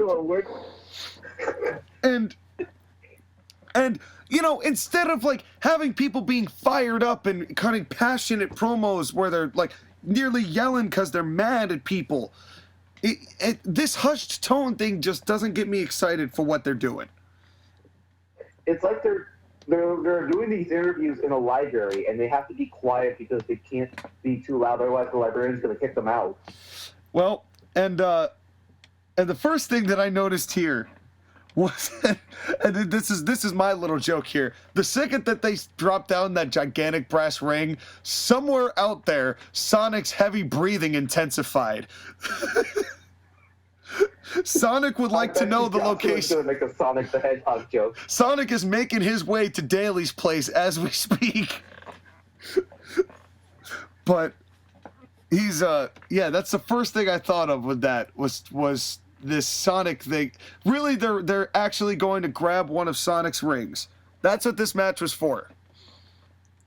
I mean, this is them stealing gimmick matches, so why not steal something from mainstream too while we're at it? And the winner gets an opportunity to face Darby Allin, who's competing, quote unquote, later. And Max Caster drops some rhymes to start out. I'd say he had some balls to say that on national television, but I forget that they are in Florida and they really hate New York. So well, and also not for nothing. I'm not going to get into it because this show is in no way political. But the governor of New York, is no saint. So I'm not saying in any way one way or the other. I'm just saying that Max Caster had some balls for the statements he made, which honestly made me kind of like him, just for the fact that he had the balls to say it. He's like, you know what? I'm on here and they gave me a live mic to spit some freestyles, so I'm gonna make it. I'm gonna say something. I give you props for that, Max Caster. I just don't like the fact that they're only pop culture references in rap in order to get a reaction. Well, did John Cena do any differently? I would argue John Cena is a better talent. Well, maybe as a professional wrestler, but not as a rapper. I think Max Caster is definitely a better rapper. But all I look at him when I see is Bobby Lashley's sister. Yeah, he was one of those, wasn't he? And then Lance Archer and Jake Kong Bundy come out. Wait, hold on, King Kong Bundy. Oh, I said Jake Kong Bundy. Oh, that's mean. He's big. He's big, but you know what? Call Chris Jericho King Kong Bundy too. Yeah, well, then there needs to be a lot less imitators of King Kong Bundy. I don't know what to tell you. They gotta so. But you know what? In Jake's defense, he got the pop of the night. Answer me this, Skyler. Answer me this. Why do we have two managers at ringside for a 6-man ladder match? So, yeah, I don't know. Exactly. And then Ethan Page shows up, and JR basically saying the equivalent of who to Ethan Page. And well, that's National Wrestling League Ethan Page to you, Jim Ross. Yeah, and Ethan Page, I mean, unfortunately, nobody other than the few people who actually watched him on Impact would know who he was. And this match didn't really do him any favors. With Impact would get them viewers. But yeah, because they're doing a real good job at that, I know. And do you think we got a lockup in this match, Sky? It's a 6-person ladder match. Of course we didn't. Yeah, this one gets a pass. This one gets a pass for being a 6-man ladder match. And But also, why do you need to have a 6-man ladder match? because why not? Because it's a pay-per-view, Sky, and we got to cram every move that everyone can do forever in this one show. This match was no story, no flow. It was just guys doing spots to each other and doing hope grabs of the ring. None of these guys have been doing anything on Dynamite to deserve an opportunity. I mean, Cody Rhodes lost a fucking Shaq in a fixed tag match before this. Well, happened. technically the women were involved, so they I weren't. don't care. He still lost. They weren't in it technically, and Shaq did teleport on him. So, by the way, the one story element of this match was Cody Rhodes getting injured by Penta El Zero Miedo, and then he walks to the tunnel, and then he stays in the tunnel, and the people that are helping him out, like the road agents and Arn, they stay in the tunnel with him for 10 minutes. They don't disappear. But because of the way that the card camera is, we always see them. that was too funny. That cracked me the fuck up. I'm like, guys, come on. Like, 5 steps to the left. Literally 5 steps to the left, and you're good. And then Jack Evans comes back, and we have our 4th Vince Russo counter. Because we get run-ins in a freaking 6-man ladder match. After we got run-ins with Hangman. No disqualification. Anything can happen. Because it's...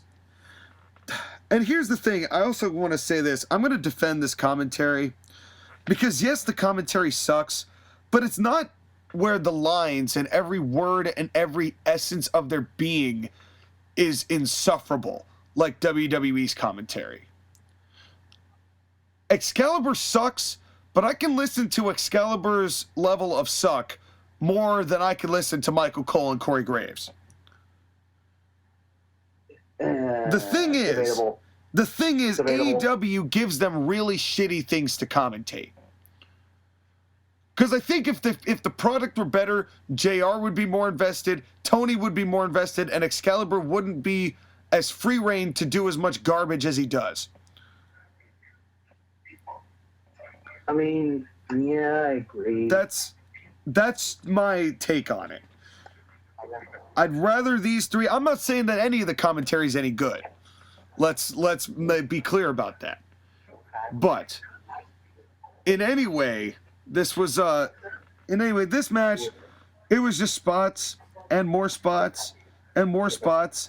And this is when it occurred to me that we got a Rumble, a Money in the Bank, and a Death Match all on the same show. And, everything was just very set up and very obvious.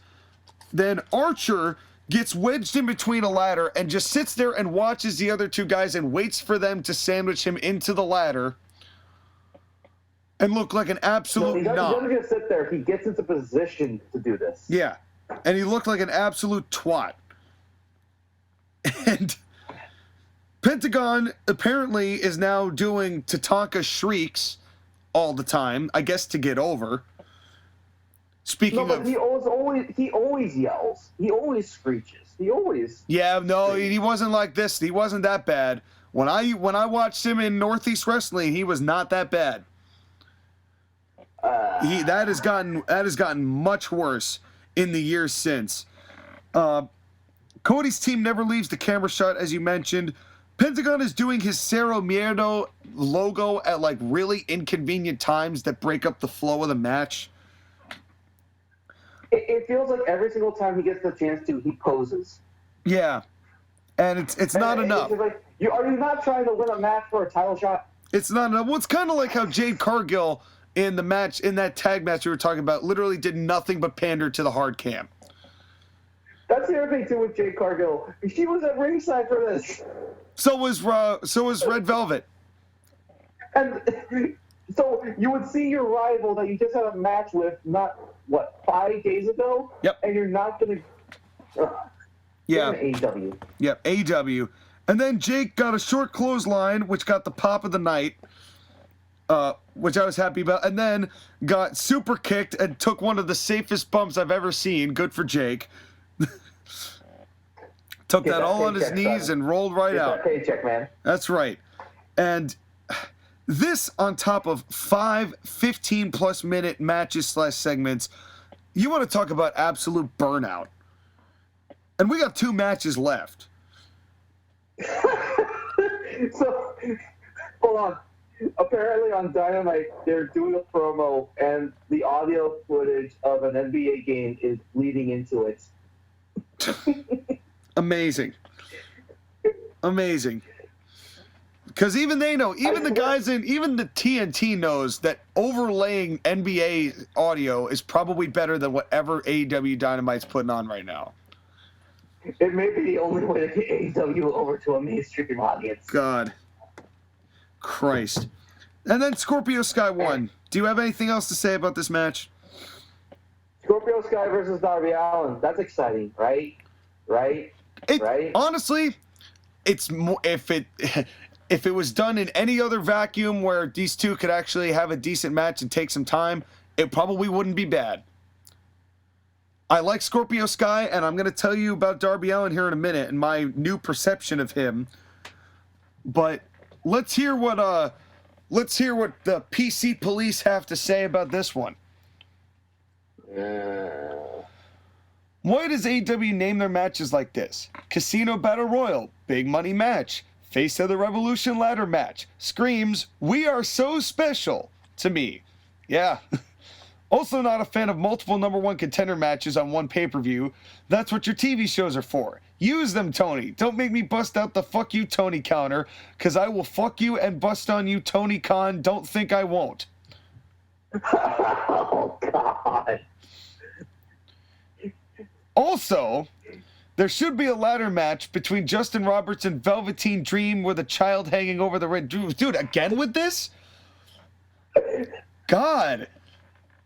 You already did the gimmick twice, bro. Put it to best. Anyway, they're hanging a literal brass ring over the ring. I hate this company's self-referential fourth wall humor. Just use a briefcase or a clipboard with a contract. They got Snoop Dogg to rap for Cody because they're doing that show together. Jesus, the brass ring looks like the gold ring in Sonic, and now I'm distracted. Yikes, that botch by Ego on Scorpio looked really bad. Oh, I don't even remember that. All Ego Ethan Page. Yes. There was a botch by Ethan Page on Scorpio that looked really bad. It's a good thing Scorpio didn't lose an eye and let Lance Archer awkwardly waiting in the ladder for some sort of slam. Yes. Oh yeah, that was the thing that you were talking about. Yes. I've just forgot the prerequisite. I remember that Scorpio Sky, he kept reaching for his head. He must have hit pretty hard. Yeah. Clearly the Night Spot Fest car crash match, and I enjoyed it. Oh. Lots of insane spots, especially the Destroyer on the ladder bridge, and again, I very much enjoyed it. Glad Scorpio won. I really like the guy and could see him as a single star. That I agree with. So hold on. Let me contend this, okay? Scorpio Sky has not been doing anything on Dynamite up until he won this match. He randomly wins a match, becomes #1 contender. Where's the build-up? Where's the story? There is none. He was just put into this match and won it, and now he's a #1 contender. Yeah. That's it. That's AEW. That's the depth of their booking. If you give Scorpio Sky a storyline and a build to this match, then yes, I would believe it. But for no second do I believe that Scorpio Sky is going to be a star. And the reason why is because he isn't going to be a star. You want to know what Scorpio Sky is? He is the token black guy. Because they were talking about diversity and having multiple people of color, they have maybe 2 or 3 of those on this show. This show was incredibly white. By the way, I just texted Joshua and I told him, you are never doing notes again. Well, you say this. I'm not. But he was our Hall of Fame worthy debut. And speaking of Hall of Fame worthy debuts, I only have one thing to say about this because this really wasn't much of anything. Here's your Hall of Fame debut. It's Christian Cage. You want to say nothing? No. You want to sign the contract in the middle of the ring? Sure. Can I say something? No. Okay. Zoop. Done. Do you think that Vince is just fucking with Tony Schiavone. Or Tony Schiavone with Tony Khan. In what way? Oh, you want to be WWE, huh? Well, here's a big star. Here's the Big Show. Ooh, goody. I could sign him to something. Oh, you want another big star, huh? How about a Hall of Fame guy? How about Christian Cage? How you want Christian Cage? Vince McMahon is honestly like selling used cars as wrestlers to Tony Khan, and just because it's really still shiny or got a fresh coat of paint, it's like, oh my God, I could play with this car. Until you lose interest in it, and then you throw it away. And then off to dark you go. Here's the thing. If this was anyone else, I would be excited for this. But it's Christian.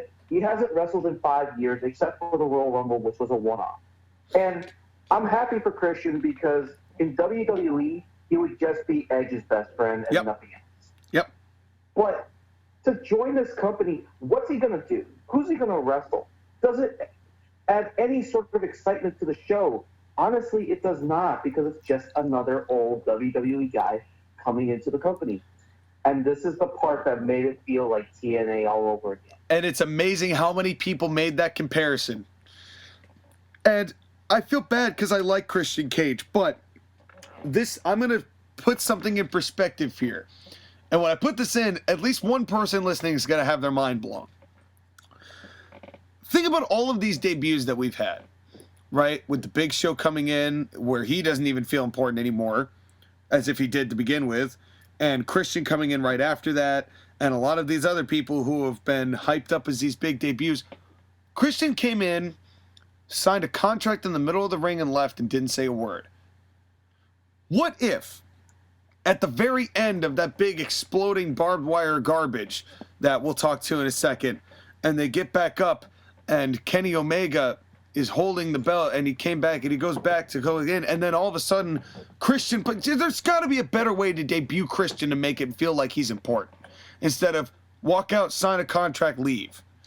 Because that's not special, because they've done that with literally everyone. Even Sting, all they had to do was Sting walk out.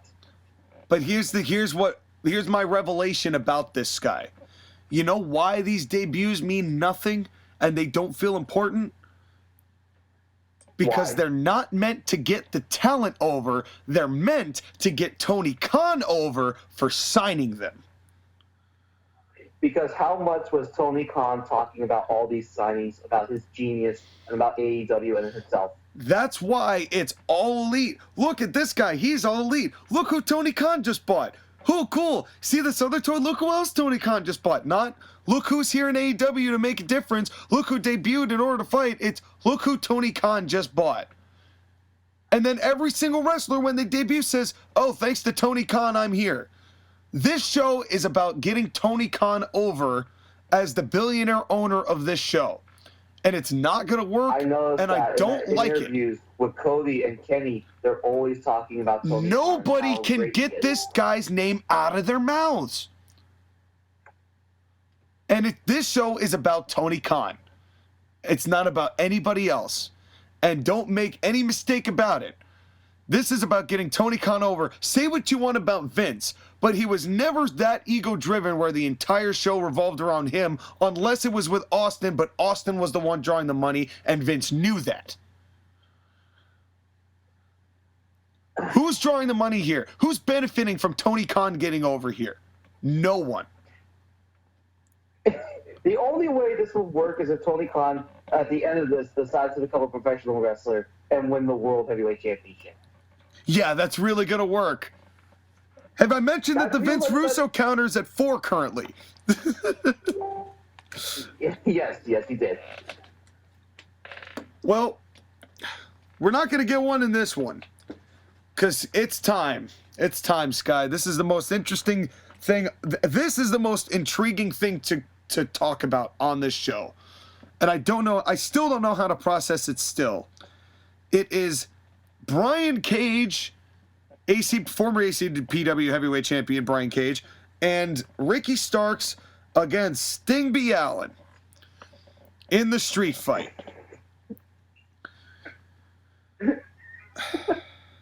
But it's not a street fight. It's a cinematic match.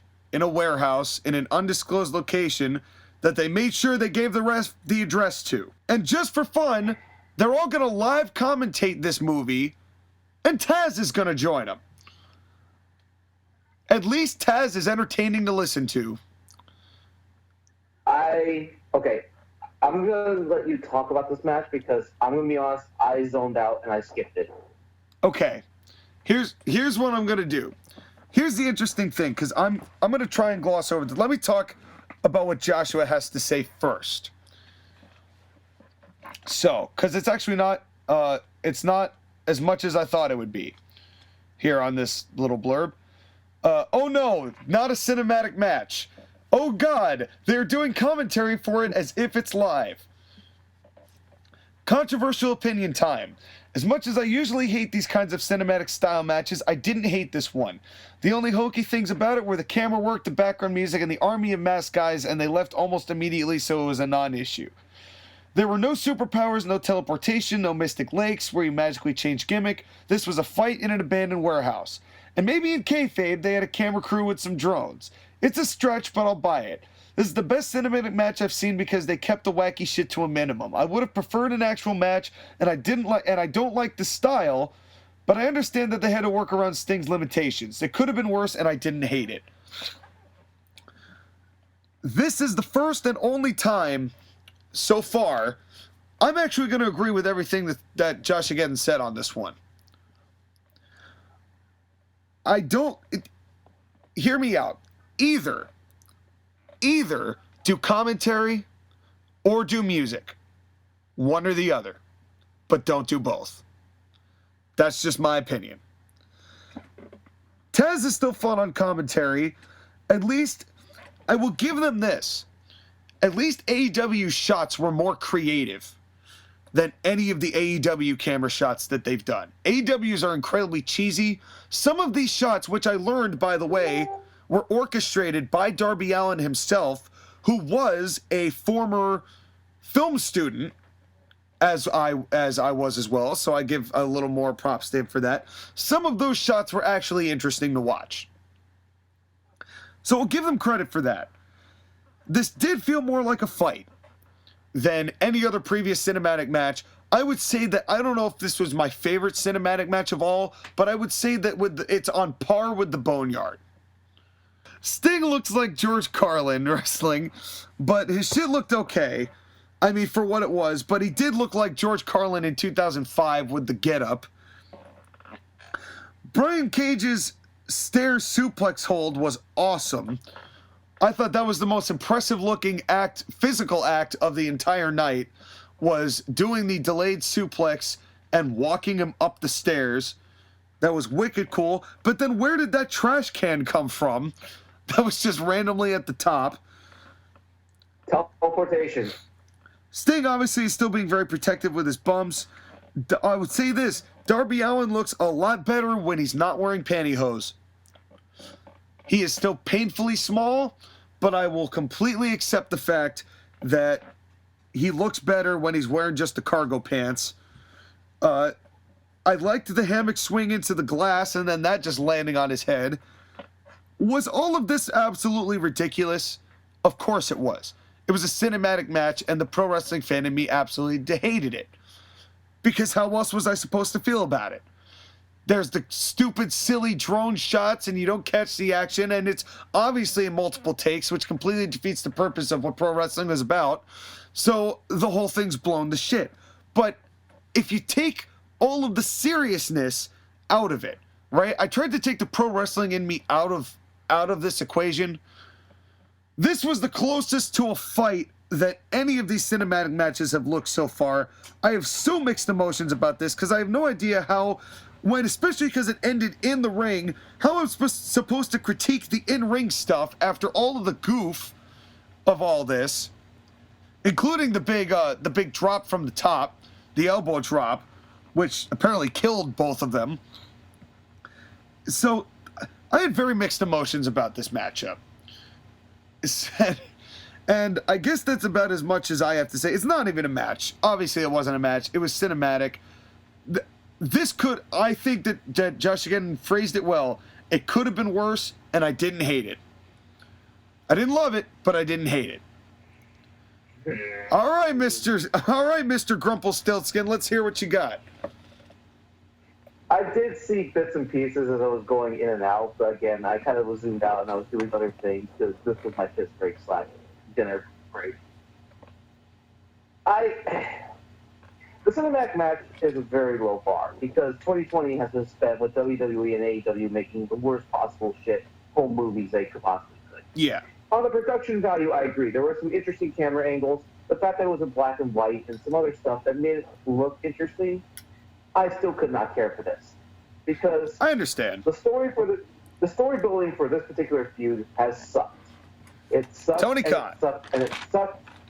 You're telling me that Team Taz, which is Brian Cage, Stroke Daddy, Ricky Starks, Hook, Taz's own son, and Powerhouse Hobbs should be scared of a 150-pound skateboarder Darby Allin and 61-year-old man Sting? Who, by the way, I hate the fact that they called him a hoodlum. Because Sting's entire career of him getting over was him fighting the hoodlums. Like this filthy NWO who were spray painting people and spitting on people and running roughshod. Sting was not the hoodlum. The NWO were the hoodlums. Sting has fought the hoodlums. He is not a hoodlum. Right.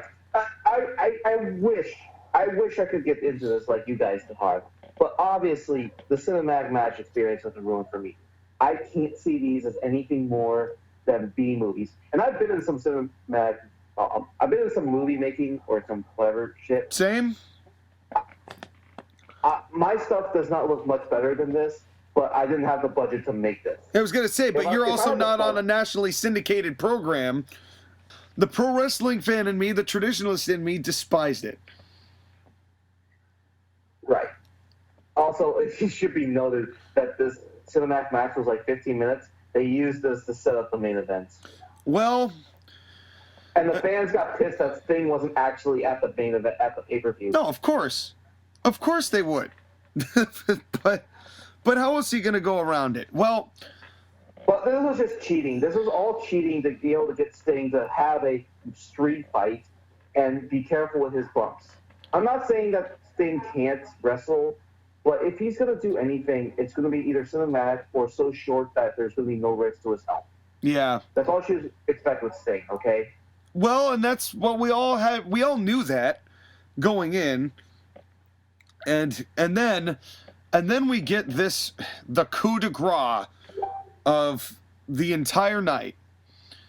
And that is as we're heading into the 4th hour of this show and the 3rd hour of this podcast, it is the heavyweight championship of the world, Kenny Omega versus Jon Moxley in an exploding barbed wire death match.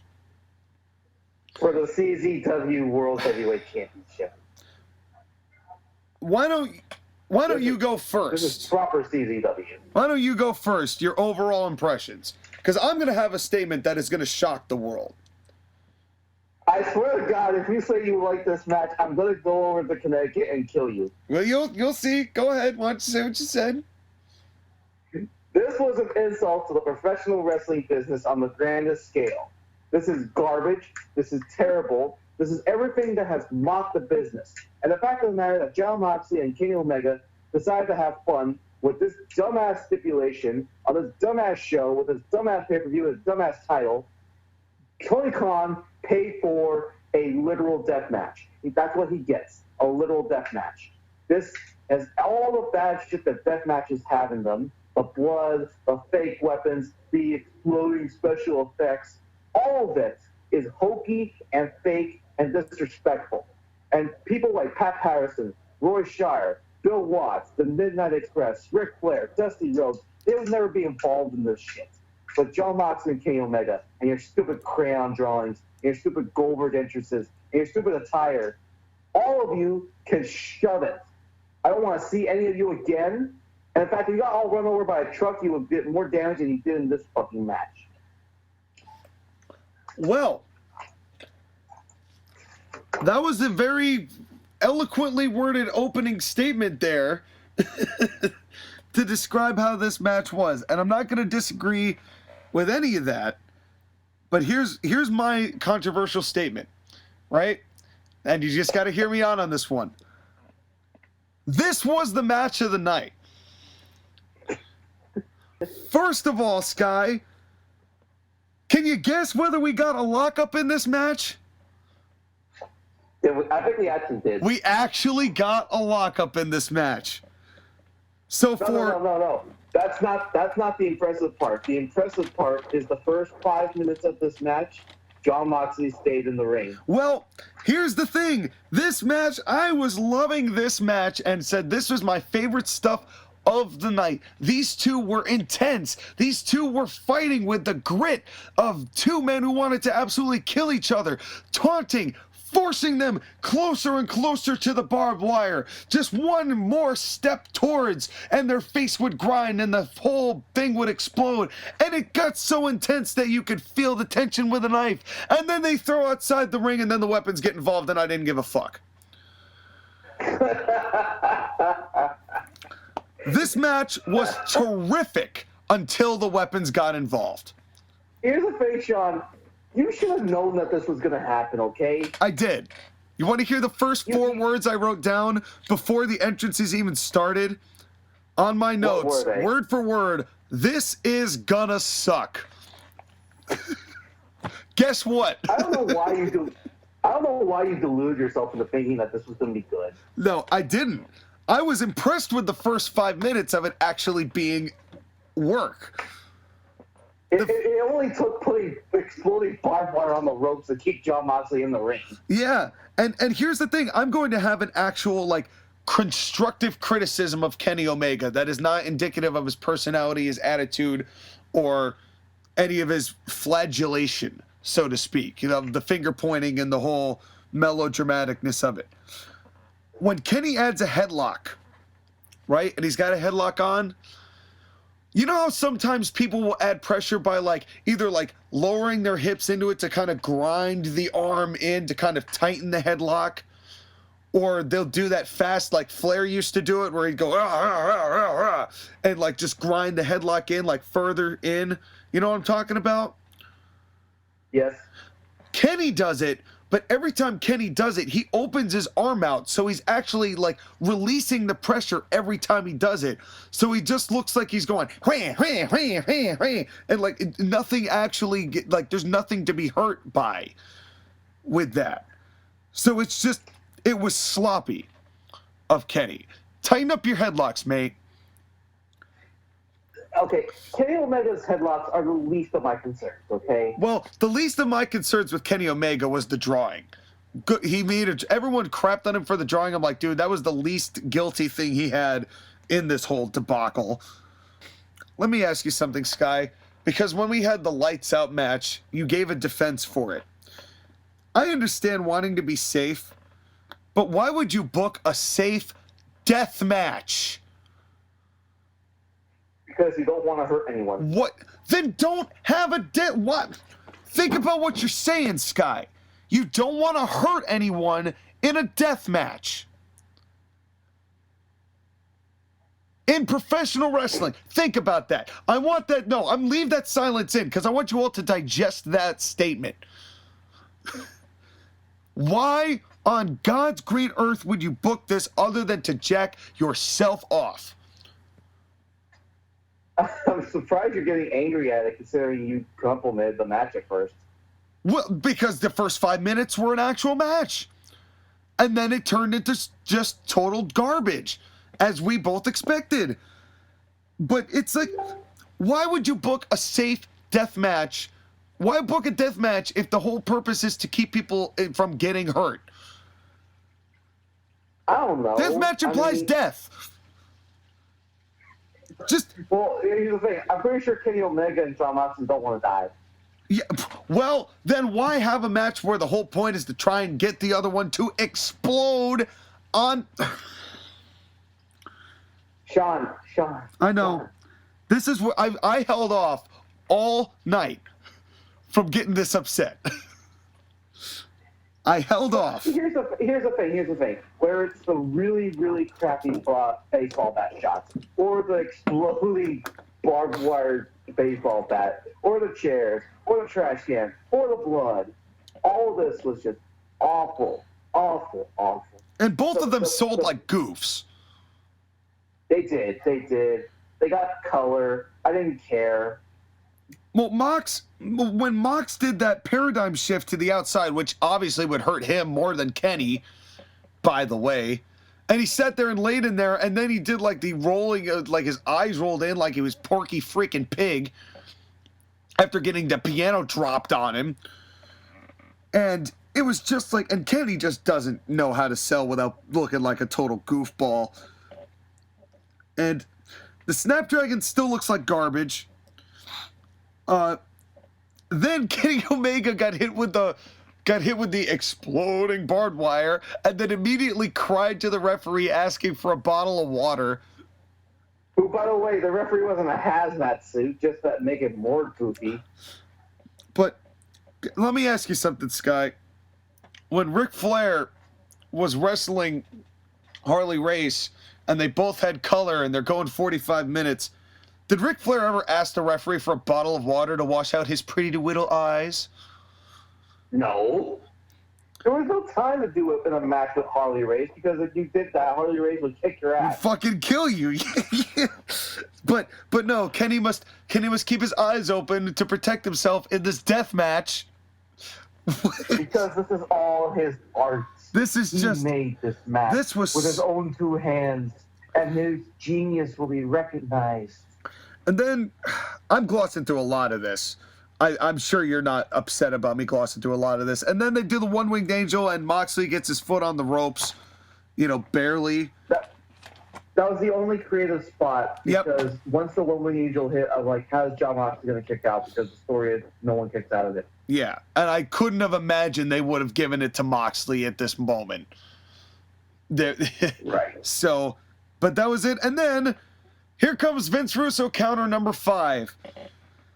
Here come the run-ins. And then then the Good Brothers come in, they go boom, there's the exploding barbed wire bat to the face where it exploded, the big effect. John Moxley gets knocked down, and after getting an explosion to the face with barbed wire, kicks out. And now nothing John Moxley fights through the pain. But you know what, this, as if it wasn't already obvious, Sky, this just fortifies the fact that nothing in professional wrestling can ever be sold as legitimate ever again. Not in AEW. Not anywhere. Not in AEW. How is professional wrestling supposed to come back from, let alone the dick flip and the guys using the force and all that other disrespectful outlaw stuff? This is national programming. And now professional wrestling is always going to have this on its resume. And remember when these used to take it to, look, professional wrestling. Oh, these guys actually trying to fight each other? No, watch this. This guy took an exploding barbed wire and kicks out. And he wrestled the next night. Oh, so none of it matters. Exactly. What is the point of doing any of this? That's the thing. They undersell their shit. Literally in the press conference afterwards, Tony Khan says, oh yeah, Kenny Omega and John Moxley are fine. I'm glad they didn't get hurt. This is basically them putting the final nails in professional wrestling's coffin from what it was. But how long have we been saying that about AEW? Well, but sports entertainment will live on in its horrific mutated form. No. This is an insult to sports entertainment. I will say this. WWE sports entertainment is better than AEW's indie bullshit. It's hard because they both suck in different ways. I don't think that either of these are better than either of themselves because they're both good in certain ways and they're both really, really, really bad in certain ways. And then, of course, because everything's gonna explode, because there's no fail-safe, but everyone on ringside is just cool, just chilling there. Then they go home too early and Omega wins, and then they have to milk another 3 minutes of this coming in. And then Vince Russo strikes again. And then there are more wrestlers that come in with 90 seconds to go.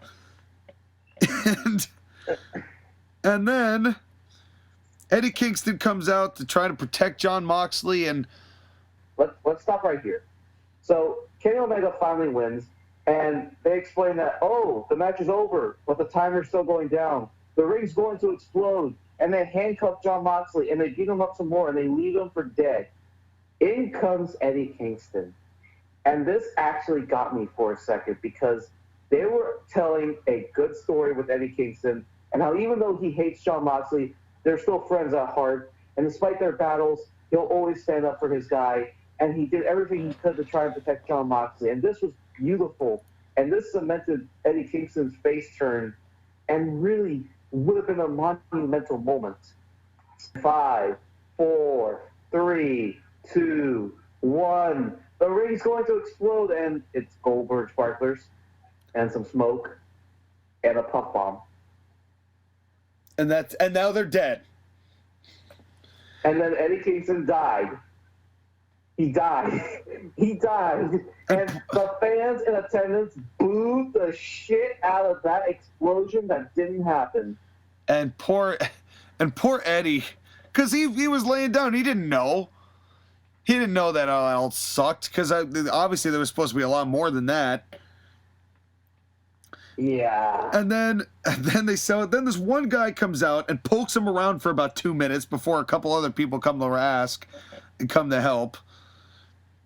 And then they all sell it like they died, all the commentators. And then at the very end of this, Moxley, right before they go up the air, goes, well, you're a tough son of a bitch, Omega, but you can't make an exploding barbed wire match worth a damn. Completely taking the piss out of the entire thing and making sure that we all know that the whole thing was pointless. Yeah. And then Tony Khan explains that this is all Kenny Omega's fault because he doesn't know how to make a bomb. You know what the problem I have with this is? What problem don't you have with this guy? The main problem I have with this is the fact that you're trying to blame the heel for making an exploding bomb that didn't explode, and that would work if you actually took the business seriously. But when you use the word heel on your interview press conference, and you're using insider terms, you're already delegitimizing something that you could have sold as an actual angle. They tried to sell this as Kenny Omega not knowing how to make a bomb, which is believable because Kenny Omega is a goof. But the fact that in the moment, Eddie Kingston sold it like death and the commentator sold it like death means that that wasn't what was supposed to happen.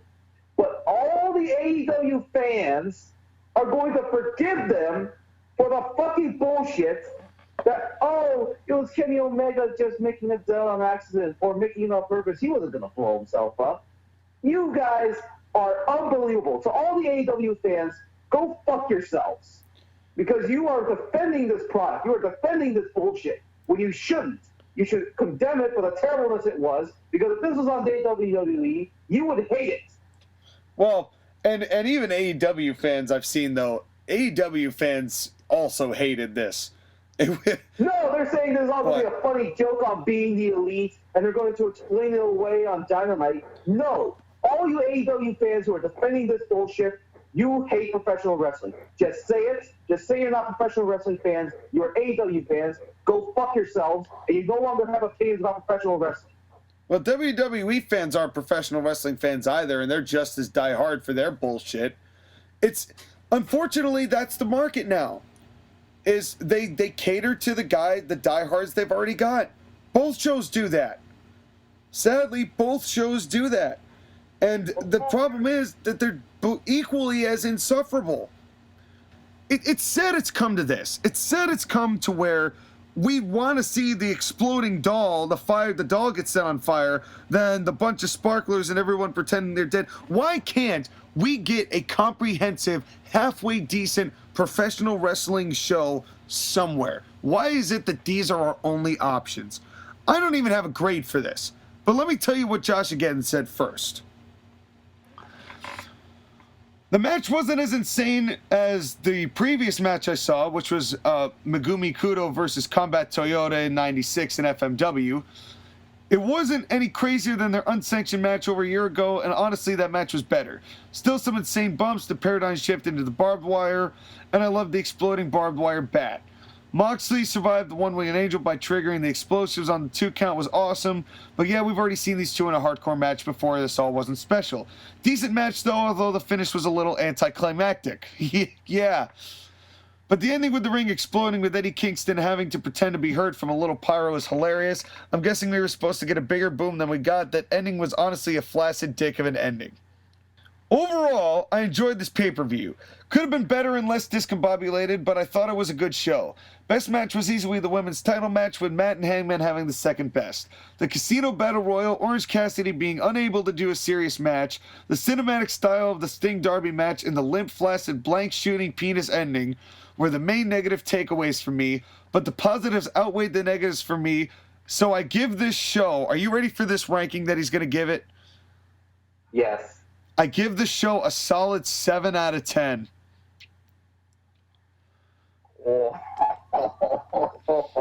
I know you guys probably hated the show, and Skylar probably wants to throw me into barbed wire, but hey, I'm being honest, and Skylar can sucky my pee-pee.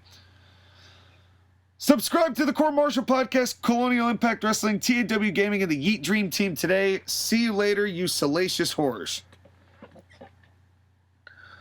Well, I was never doing notes again. let me tell you something. That was a ride. That was definitely a surprise. I don't know what to say. Thanks for coming, thank you, politically correct Joshua, for your insightful notes that were completely clean cut and the holiest of grammatically phrased. What do you think, Sky? What are your overall closing thoughts? So hold on, I have a question. Are you giving this show a grade? No, I can't. I can't rank this show. Because, listen, this is a bad show. Period. We got Money in the Bank, Royal Rumble, and an exploding barbed wire death match on top of long-ass matches, a cinematic match. It's like this isn't even their poster show, right? This was 4 hours long, and it could not have ended. This match could have gone, this whole show could have been cut in half, and I honestly probably would still have gotten bored through half of it. This is badly, it's a bad show, and Vince Russo, Tony Khan, who are playing from the exact same playbook, should feel bad that two smarks with 25 followers on a podcast that very few people watch are outbooking them on a daily basis. That's my closing thought. How about yours? When I look at these reviews, I look at them as an investment of my time. I'm giving 4 hours of my time, and sometimes money if I'm paying for stuff. So I expect entertainment. I expect to be entertained by what you're going to give me. This was 4 hours I wish I got back because everything sucked. I didn't like a single thing on this match besides one match, and even then, I was kind of middling on it. I never want to watch AEW again. And I refuse to watch their TV show, and I'm going to watch the next pay-per-view drunk. I had to watch this sober because I had to wake up early for work the following day. Well, listen, Sky, I'm gonna be dead honest with you. I'm not sure I can do another one of these. I can't do it either. To be God honest with you, it's like the WWE shows are bad, but they are not what this was. This was just a waste. This was a waste of time. And here's what I propose from now on. AEW, when they do their things, we'll watch one match or one or two matches tops if there's anything that's even worth watching after the fact. I don't want to do these reviews again. We're in over 2 hours here on a podcast. This is the longest podcast we've ever done by far. And I don't want to watch Double or Nothing in May, okay? The next show is Double or Nothing on May 30th. I don't want to watch it. as far as a grade for this show, I'm going to do a Court-Martail podcast and TAW Gaming first. I'm giving the show a 0 out of 10. Yeah. Absolute 0 out of 10. There was nothing to take away from the show that I could say was good entertainment. The best match was Matt Hardy versus Adam Page. And for what it was still just a middling match. But that ending to that main event was one giant middle finger to professional wrestling, and I have nothing else for this show. Tony Khan, go fuck yourself. Yeah, there won't be a fuck you Tony Khan counter. I don't think we're even going to get to that point, because honestly, unless that card is so goddamn stacked and the booker changes, I don't think we're going to watch it. We'll see when we get to it if there's anything worth watching, and maybe we'll watch that one match. But other than that, I'm not going to do an AEW thing again unless it is really changed, because I can't deal with this. No, I can't watch this show. Yeah, sorry AEW, you had your chance. No, you should not be sorry, because they chose to do this. They wanted to do it for their entertainment. Well, I'm doing that whole breakup thing, Sky, where, you know, it's like it's not you, it's me. You know, we got to work on ourselves here at the podcast. It's not that we don't want to watch you, but we need this time to focus on ourselves. And so that's what we're gonna do. Because I think on that note we should. Because we are so much more entertaining than AEW 3 hours in. But let's finish this up. Dear God, this has gone on way too long. It is time to take our first commercial break. When we come back, we're going to have another match of the week. ACPW versus NWO. You guys want to hear how to do it right. Stay tuned to next week, because you're going to have two separate shows, two really valuable shows in half the time, and you're going to see what it's all about and how to book properly. It's all going to be here for you right here at the Court-Martail podcast. Skylar, as always, thank you for bearing through this for hopefully the last time. Yeah. All right. We're ground to the bone, ladies and gentlemen, but next time, we will see you then. ACPW, NWL, get excited. I am your Colonial Champion, Sean McCarty, and we will see you right after this.